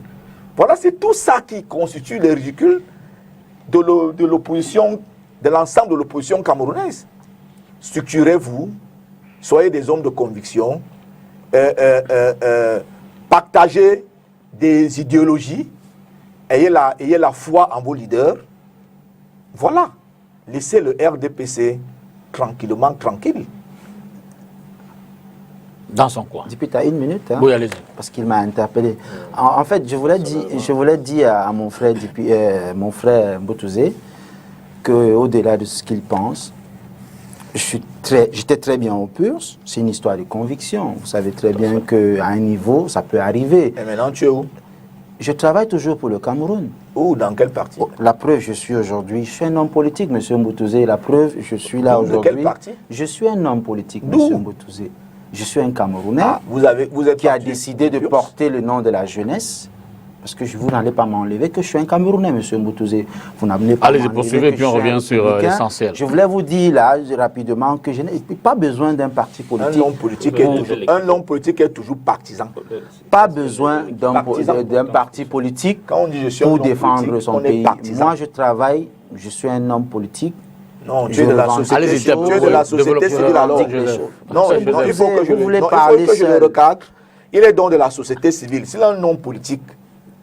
Si homme politique, métier politique, on est partisan. On vous a compris. Voilà. Allez-y, terminez. Il ne faut pas qu'il nous dise des choses. Terminons, on revient sur le combat. À ce que je sache, il n'y a qu'un seul modérateur. Terminons, on revient sur le combat. Non, rapidement, pour dire que moi, je suis un homme politique aujourd'hui. Je suis un jeune Camerounais qui revendique des choses, qui veut travailler pour son pays. Je suis engagé, je suis républicain, vous le savez très bien, Dipita. Je pense que si je n'étais pas républicain, vous n'allez pas m'inviter sur ce plateau. Aujourd'hui, au-delà de tout ce que vous pouvez dire, au-delà des attaques personnelles, dont je ne vais pas vous répondre parce que ce n'est pas ça qui intéresse les Camerounais aujourd'hui. Moi, je dis que je suis un homme politique. Le moment venu, cher Dipita, ma démission a été connue. D'accord, pour revenir, je vous donnerai mon nouveau parti, mais jamais je n'irai au RDPC. Entre-temps, respectez le président et le RDPC. Pour revenir dans le débat, alors les hommes politiques, les leaders se sont exprimés depuis samedi. Maurice Kamto, lui, interpelle davantage la responsabilité du gouvernement et demande à ceux-ci d'être au devant de la défense des intérêts du Cameroun, trouver des voies et moyens, des solutions pour mettre un terme à cette crise. Cabral Libye demande davantage mobiliser l'armée pour effectivement faire partir ces gens qui n'ont pas raison de prendre les armes. Serge Espoir Matomba, d'ailleurs, vous l'avez rappelé, il était sur le terrain, demande également aux civils armés de déposer les armes et à l'État de définitivement avoir la main mise sur cet espace-là. Évidemment, le président Biya, comme les autres, a adressé ses condoléances aux différentes familles et il a engagé le gouvernement à prendre toutes les mesures qui s'imposent pour amener la paix. Au regard de ces discours-là, est-ce que vous avez le sentiment que ce sont des discours mobilisateurs, des discours fédérateurs, des discours qui, avec ce qui s'est passé à Kumba, pourraient davantage mettre le peuple derrière ses leaders, toutes chapelles confondues? Pierre-Emmanuel. Ok, Monsieur Dipita, vous avez très bien fait de mettre sur la table les différentes sorties et prises de position des leaders politiques du Cameroun. La première chose que moi j'aimerais dire, c'est que toutes ces positions sont conciliables. Sont conciliables parce que, commençant par celle de mon leader, qui interpelle davantage le gouvernement.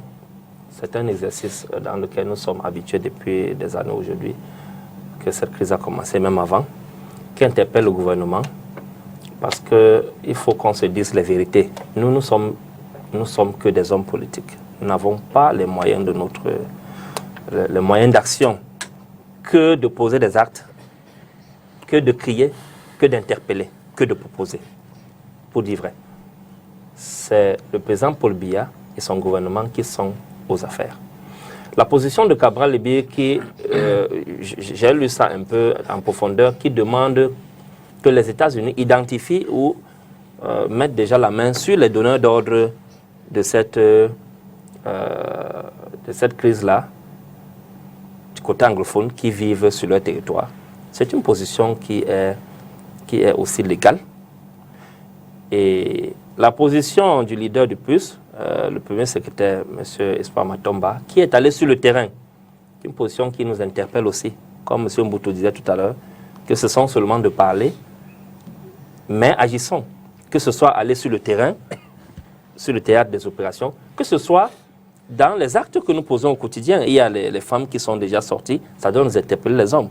Les femmes sont sorties, les femmes du gouvernement, les femmes de la société civile, elles promettent encore sortir, ainsi de suite. Et nous, les hommes, que sommes-nous en train de faire? Donc, je pense que ces positions sont conciliables. Maintenant, je peux plus vous rassurer ici que lorsque les gens sont en train de vouloir prendre des positions, il y a plusieurs types de positions. Il y a des positions radicales et puis il y a des positions modérées.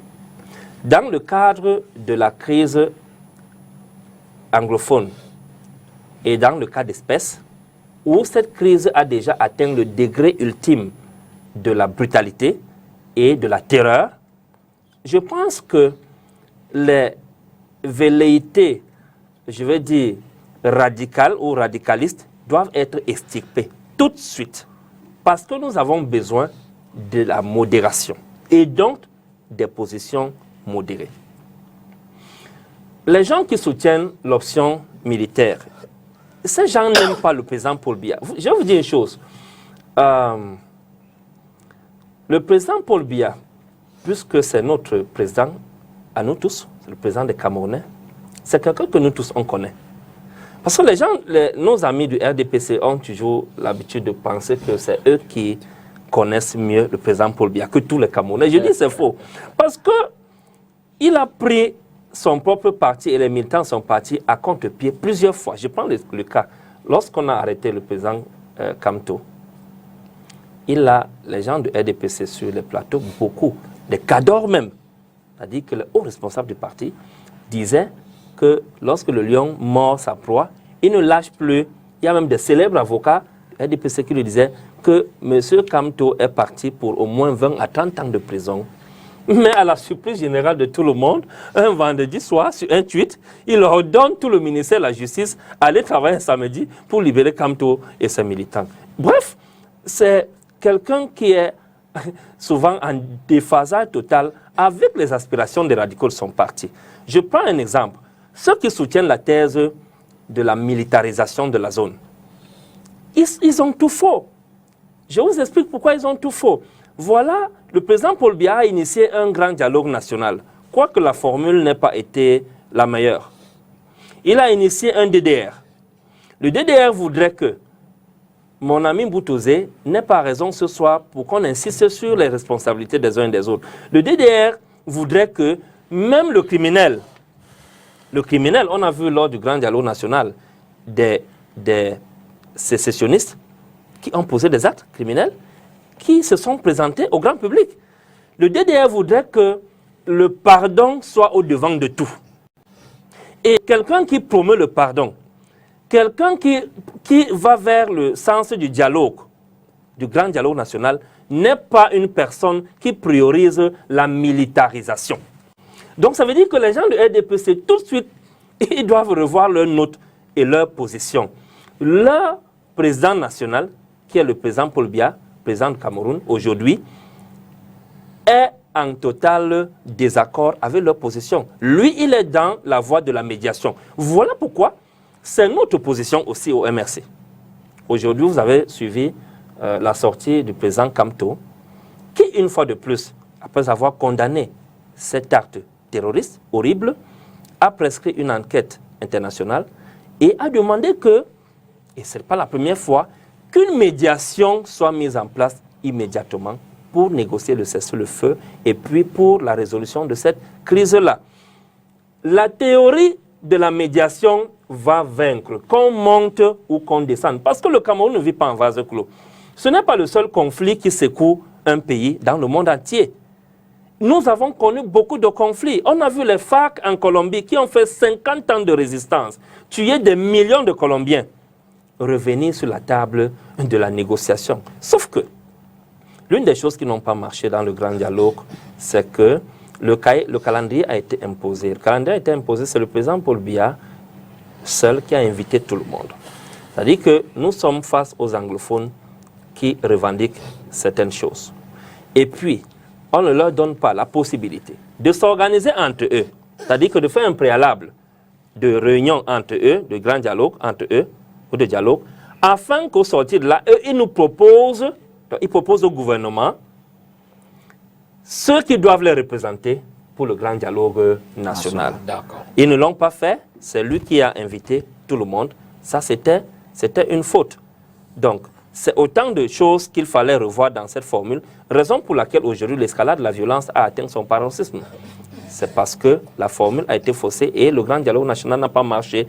Et il est urgent que ceux qui disent qu'ils aiment vraiment le Cameroun continuent donc sur la voie que le champion de RDPC les a tracée, c'est-à-dire que celle de la médiation et du dialogue, pour encourager qu'il y ait une médiation pour le cessez-le-feu immédiatement, ensuite pour mettre un terme à cette crise anglophone-là.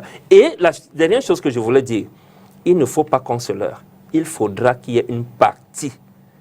Pendant ces moments de négociation-là, il faudrait qu'il y ait une partie qui est impartiale. C'est-à-dire qu'il faudrait qu'il y ait un observateur indépendant, qui n'est ni du gouvernement camerounais, ni des sécessionnistes, mais qui est indépendant.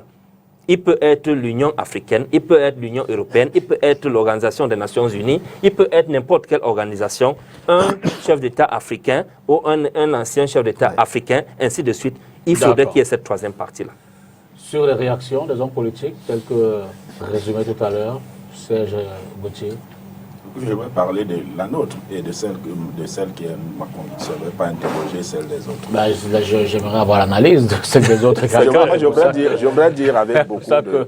Je ne voudrais pas blesser les uns et les autres, mais je voudrais dire que quand un médicament ne peut plus soigner, on cherche une autre solution. La solution, c'est laquelle? Céder au terrorisme. Parce qu'il y a le médicament qui me peut céder le pouvoir, déclarer la guerre. Est-ce que c'est ça la solution? Ce sont des interrogations. Pour y répondre, je commencerai par répondre à M. Bignam, en lui disant « Le pardon ne sera jamais le laxisme ». Je n'ai pas dit pas, parce que quand je suis dans pas, ça veut dire que c'est une possibilité. Ce n'est pas parce que vous pardonnez à votre enfant de l'erreur que vous devez être laxiste à la maison. Derrière la formule de pardon que les gens utilisent concernant la crise anglophone, ils encouragent le laxisme. Et je veux vous dire que c'est pour cela que nous sommes pour la militarisation. Le décret qu'on décrète l'état d'urgence et la militarisation. Je vais vous démontrer pourquoi. À chaque fois, jusqu'à présent, dans la zone anglophone, ou le NOSO pour rester dans cela, parce que les gens utilisent la notion de dialogue, il faut dialoguer. Oui, je suis d'accord. Il faut dialoguer, mais en continuant à poursuivre, à dénicher le terrorisme sur le terrain. Les deux ne sont pas exclus. Je vais vous dire, jusqu'à présent, contrairement à ce qui se raconte et qui est faux, l'armée camerounaise n'est pas en position offensive dans le NOSO. Elle est dans une opération de sécurisation et de maintien de la paix. Elle ne devrait même pas être dans cette position. Elle devrait être, puisque je vous explique, je ne vous ai pas... Ce n'est pas... Contre tes compatriotes, elle ne devrait pas. Je vous pose une question. C'est une très bonne question que vous posez. Est-ce qu'on devrait faire la guerre à ses propres compatriotes? Non. Alors expliquez-moi, est-ce qu'on devrait décapiter son propre compatriote? Est-ce qu'on devrait couper la main à un enfant qui va à l'école? Est-ce qu'on devrait brûler une salle de classe? Ce sont nos compatriotes, ce sont les biens de nos compatriotes. Ça s'appelle la fermeté de l'État, la froideur de l'État, à un moment. Je vous pose une autre question concernant le dialogue. Si ceux qui sont armés refusaient d'assister au dialogue et de poursuivre le combat sur le terrain, quelle serait votre réponse? Donc vous voyez que c'est un problème. C'est-à-dire que en même temps, dans le même conflit, il y a des personnes qui sont prêtes à une négociation pacifiée et pacifique. Il y a des individus qui continuent, eux, à être armés à faire. À un moment, il faut poursuivre les combats. C'est comme ça que ça s'est passé partout. Nous ne sommes pas les premiers. Je vais vous expliquer quelque chose. Et sur une analyse d'observation, je vous ai dit que l'armée camerounaise est dans la dynamique du maintien de la sécurisation. À chaque fois, si vous voulez, vous me donnerez un exemple et je l'attends. À chaque fois que l'armée du Cameroun a décidé de mener une opération coup de poing, elle a été victorieuse. Je vous prends un exemple récent, Bamenda Clean. 2 jours de tir, ou 3, et on a dit stop, on va mettre Bamenda, c'est les mêmes gens qui ont dit non, non, c'est dangereux.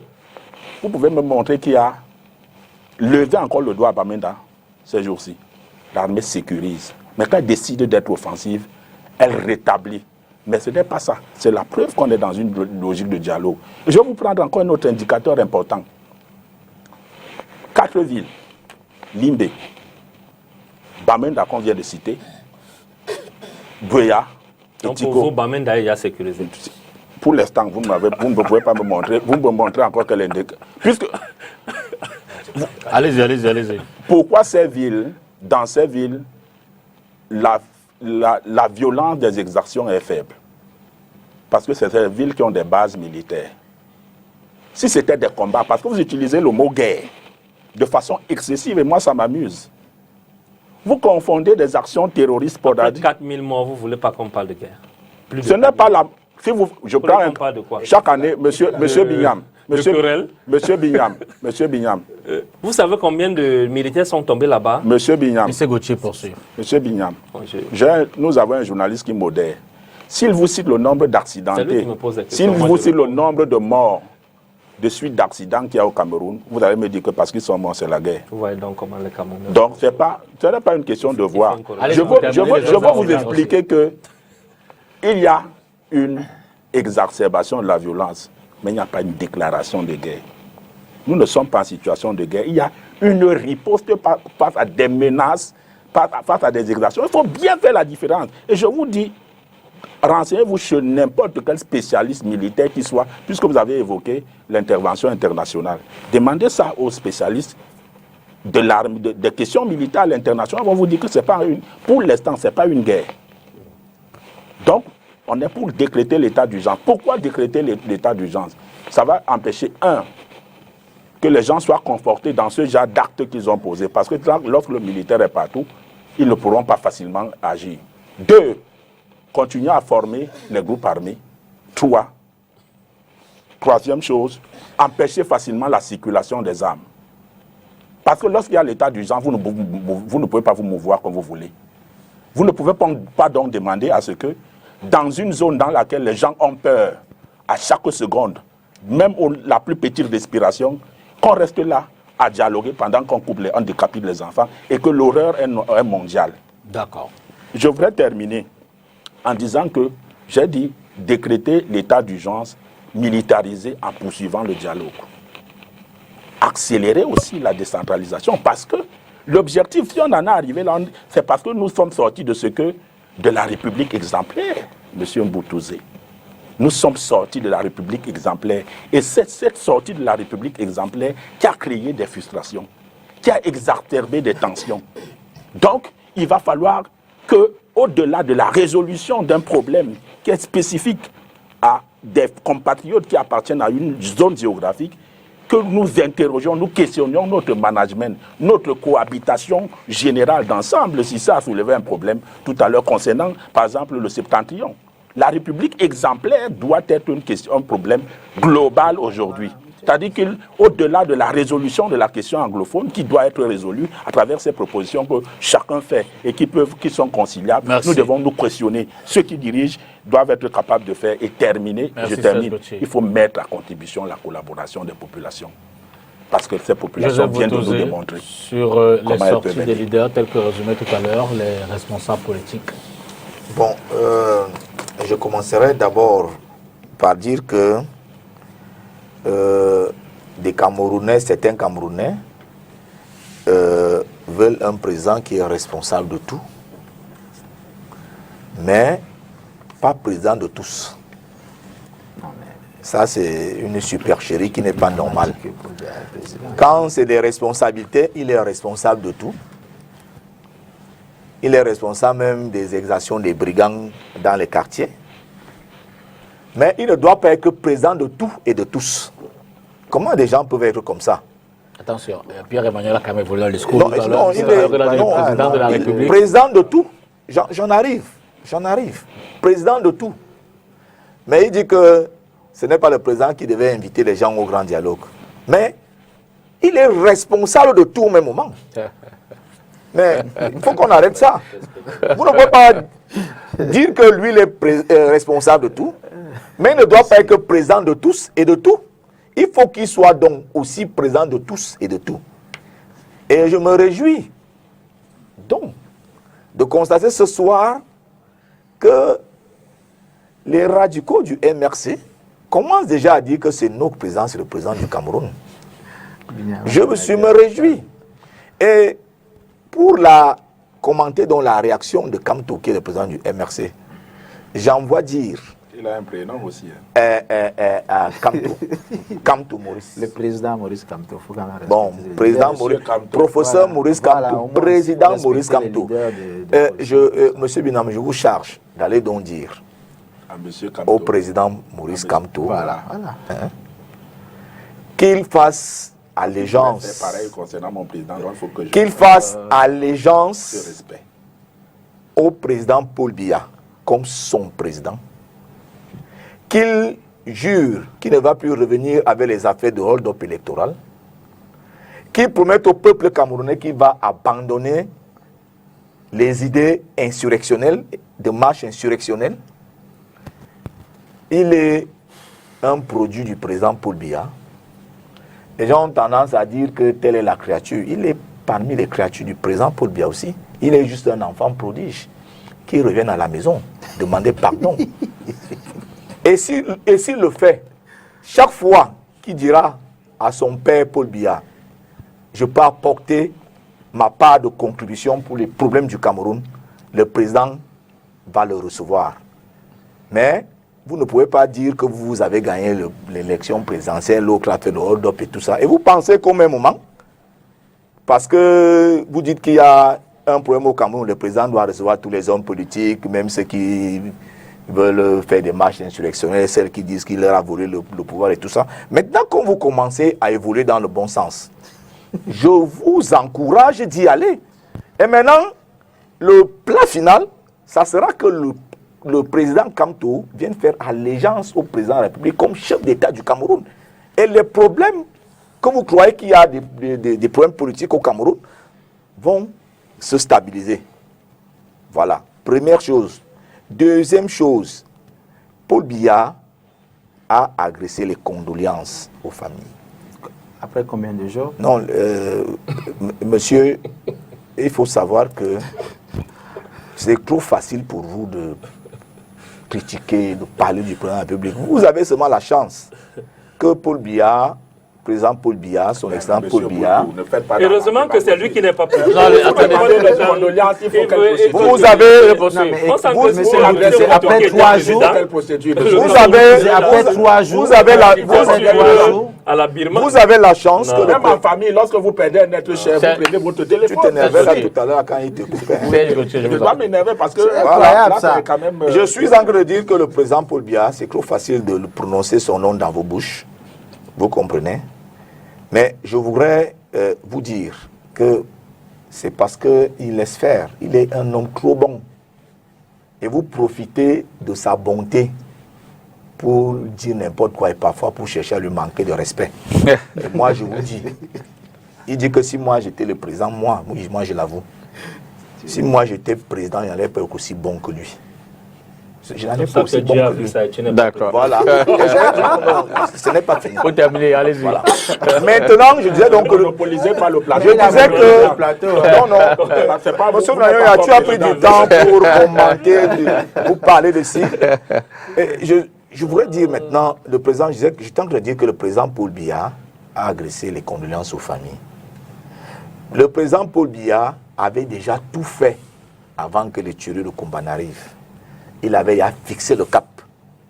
Le président Paul Biya avait déjà agressé un ensemble de solutions à toutes les revendications corporatistes anglophones qui ont déclenché ce qui est devenu aujourd'hui la crise anglophone. Nous connaissons tous ces solutions aujourd'hui.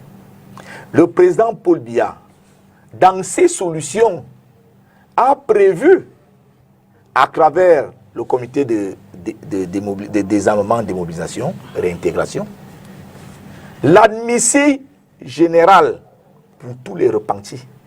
C'est un acte d'une portée humaniste très élevée, c'est-à-dire de dire, vous avez tué les gens, mais si vous revenez dans l'ordre institutionnel, la patrie vous pardonne et vous accompagne même dans la réinsertion sociale.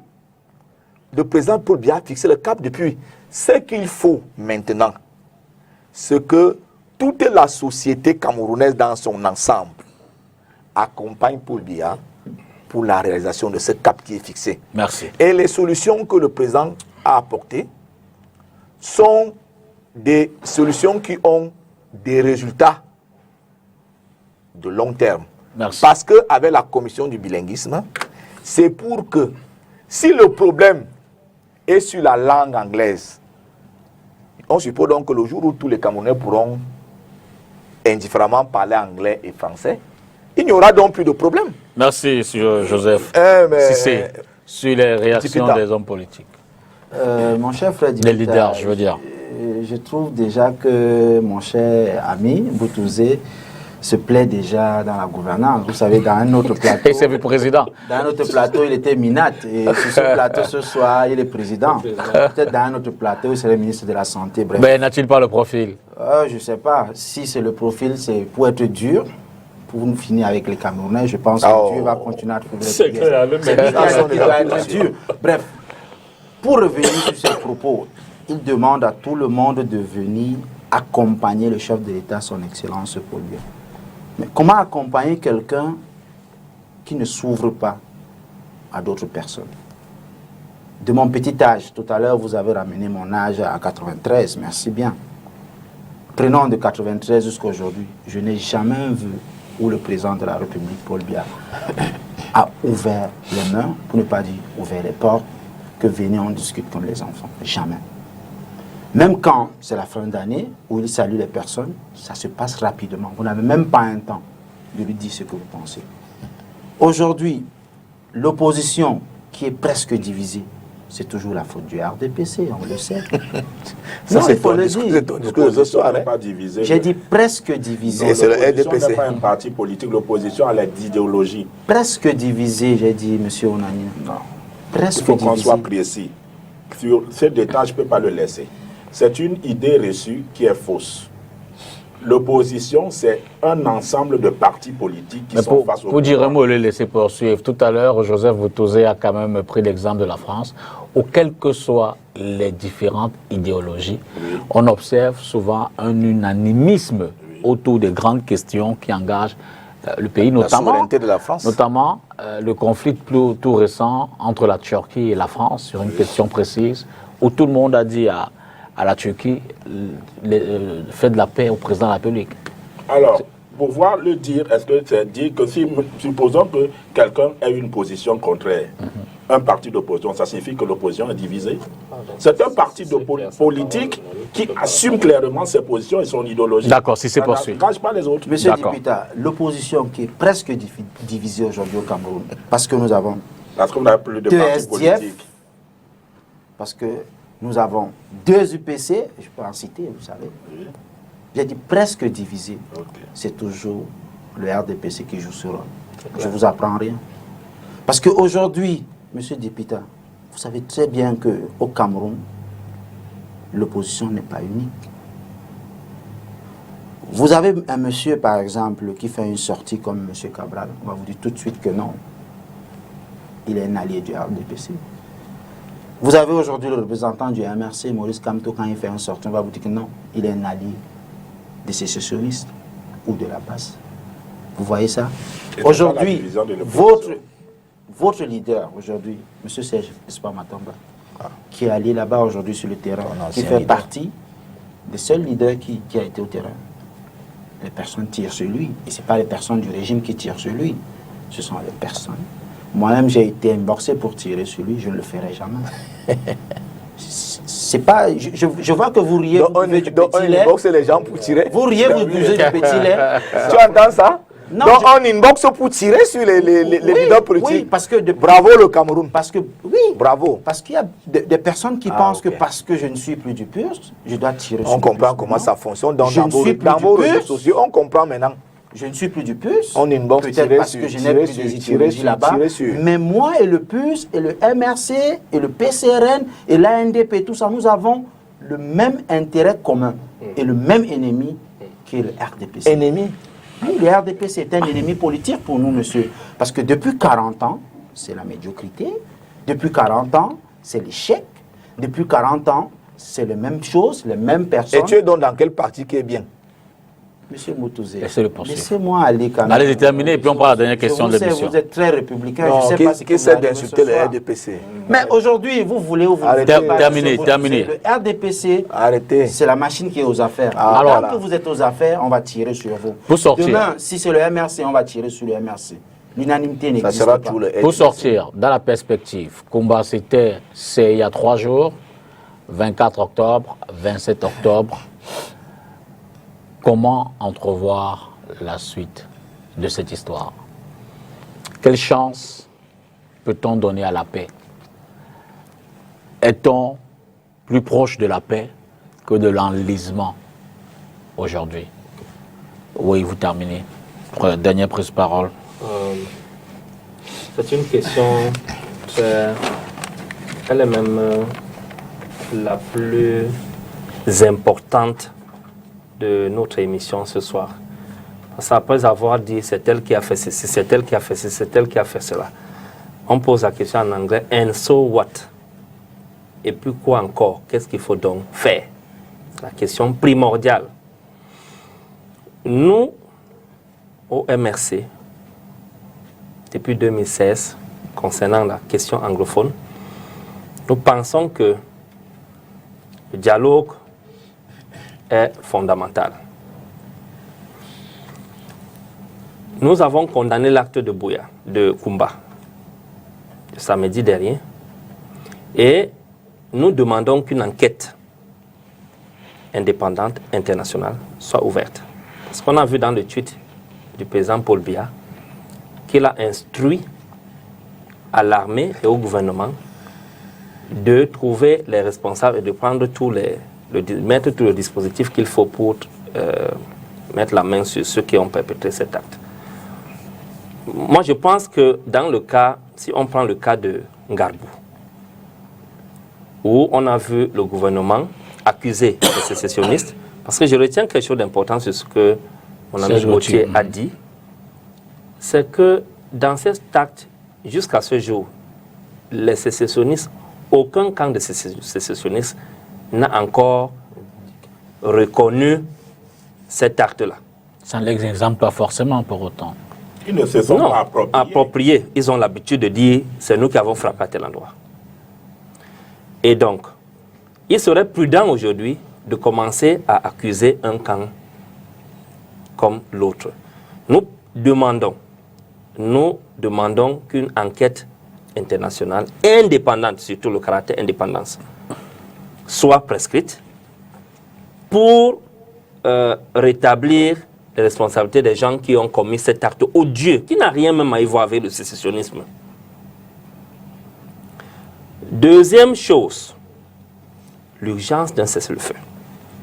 Maintenant, quand on revient dans l'urgence d'un cessez-le-feu, tout à l'heure, j'ai parlé du dialogue national que le président Paul Biya a organisé, dont la formule n'était pas la bonne. Sinon, on ne serait plus là aujourd'hui, où la situation ne serait tellement améliorée. Pourquoi? Parce que, quand je dis c'est lui qui a convoqué tout le monde, qu'il laisse les anglophones eux-mêmes faire leur dialogue, selon ce qu'ils ont préconisé, la All Anglophone Conference. Qu'ils les laissent se réunir d'abord, faire ce dialogue. Et il leur demande maintenant, envoyez-moi à mon niveau avec le gouvernement et tous les autres Camerounais. C'est d'être le président des anglophones.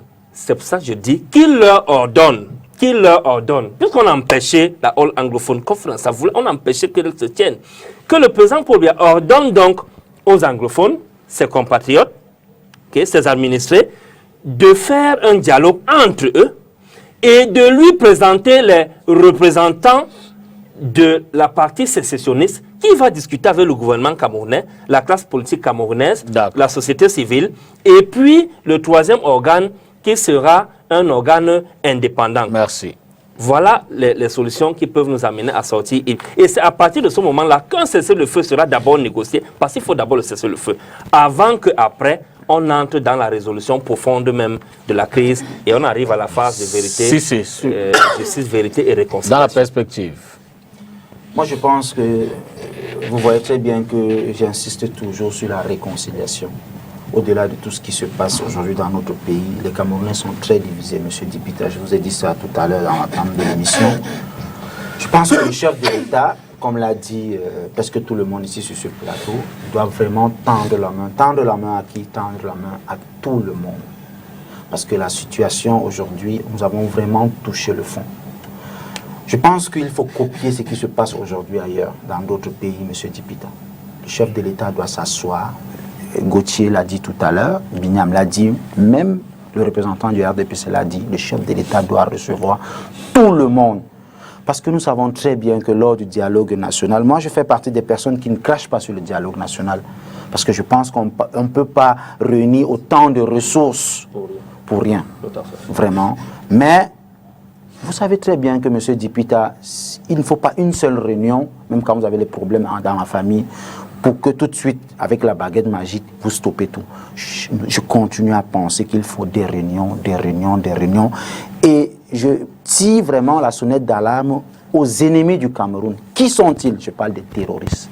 Parce que ceux qui ont attaqué aujourd'hui Kumba, je le dis, je l'ai dit à l'entame, ce n'est pas pour moi ni les sécessionnistes, ce n'est pas pour moi ni le gouvernement, ni les militaires, parce que je fais confiance à l'État du Cameroun qui va trouver les coupables dans les jours qui suivent. Ne faisons pas attention de tomber sur Ngarbou, car sur Ngarbou, nous étions tous allés en dérive. Je pense très bien, et je terminerai par là, je demande au chef de l'État, son Excellence Paul Biya, s'il regarde l'émission, ou alors que ses proches regardent l'émission, nous avons besoin d'un deuil national. Nous avons besoin d'un deuil national pour vraiment pleurer ces enfants qui auraient dû être vos enfants, mes enfants ou bien ses enfants. Merci. Serge Gauthier, dans la perspective. La question c'est, y a-t-il un espoir de paix? L'espoir de paix ne peut exister que lorsque les populations du Nozo auront le sentiment qu'elles sont écoutées par rapport à la préoccupation, aux préoccupations qui sont les leurs. Mais encore là, faudrait-il qu'elle les pose clairement et ouvertement. Il va falloir également que pour qu'il y ait cette paix, que ces populations collaborent avec l'État du Cameroun en ce qui concerne tout ce qui est terroriste. Parce qu'il y a une différence entre une cause politique, une revendication à caractère politique et un banditisme criminel. Que ces populations, parce qu'aujourd'hui, et c'est important de passer ce message, ne pas dénoncer aujourd'hui, c'est se poser la question de savoir à qui la suite parmi mes enfants. À qui le tour? À qui le tour? Elles doivent donc faire la différence entre le problème politique qui existe et la sécurité, la survie d'eux-mêmes et de leur progéniture. Il faut que le gouvernement du Cameroun, l'État du Cameroun à travers son président de la République et son gouvernement, soit à l'écoute, se fasse disponible et soit disposé à écouter clairement ses préoccupations. Il faut que cette décentralisation et peut-être d'autres revendications qui vont être claires, mais qui contribuent à l'épanouissement, au bien-être, au développement, à l'embourgeoisement de tout le monde, se fasse réellement et se soit accéléré. Il ne faut plus que la gestion de la chose publique ou d'autres choses, on ait le sentiment que c'est une affaire de privilégiés, de marginalisés, qui eux aussi ne peuvent pas avoir de voix et droit au chapitre. Moi j'ai envie de dire, entre-temps, on sécurise quand même. Merci. On crée, on sécurise. Joseph Boutouzé, pour la fin. Oui, merci de me donner la possibilité de dire le mot de fin. Enfin, moi, je vois trois axes. Hein. Bon, le premier axe, c'est que les Ambabouais déposent les armes. Si les Ambabouais ne déposent pas les armes, que les populations du Nozo les dénoncent pour pouvoir permettre aux forces de défense camerounaises de pouvoir les neutraliser sans dégâts collatéraux. Parce que ces assassins vivent aussi au sein de la population du Nozo. Et certes, il y a forcément des gens qui les connaissent, qu'ils les dénoncent. En les dénonçant, on pourra facilement les capturer et amener une paix d'abord dans cette région, que les enfants puissent aller à l'école sans crainte, que les gens puissent vaguer à leurs occupations sans crainte, que le climat de terreur qui est installé là-bas puisse s'arrêter. Voilà ce qui est pour les entrepreneurs du chaos. Maintenant, pour la classe politique camerounaise, nous invitons la classe politique camerounaise à se mobiliser autour du président Paul Biya. Si toute la classe politique camerounaise se mobilise autour du président Paul Biya pour ce problème anglophone, ça va baisser les passions, ça va baisser le feu qui est attisé par ces passions et ça va détendre. Parce que lorsque les Ambabouais ont le sentiment que de temps en temps, ils ont des petits soutiens, des hommes politiques et tout ça, ça les réconforte dans leur position de désordre. Et maintenant, la troisième solution, c'est que le gouvernement de la République s'active. Il faut que le gouvernement s'active. Parce que ce qui est vrai quand même, Dipita, c'est qu'il y a une carence de résultats probants parfois que nous observons et qui font en sorte que la voie que le président Paul Biya trace ne soit pas suffisamment suivie et les objectifs ne soient pas atteints. Que les entrepreneurs de l'inertie au sein du gouvernement et de l'administration publique camerounaise s'activent et qu'ils donnent satisfaction aux attentes des Camerounais. Merci à vous. On commence par les chers messieurs Serge Gauthier, Onanina, Joseph Boutouzé, Pierre-Emmanuel Bignam, Cissé Bamanga. Merci à vous également à la maison. On aurait dû avoir le professeur Willy Brod Zekwa. Malheureusement, on ne l'a pas eu ce soir. Certainement qu'on l'aura pour nos prochaines éditions. Bonsoir et à mardi prochain.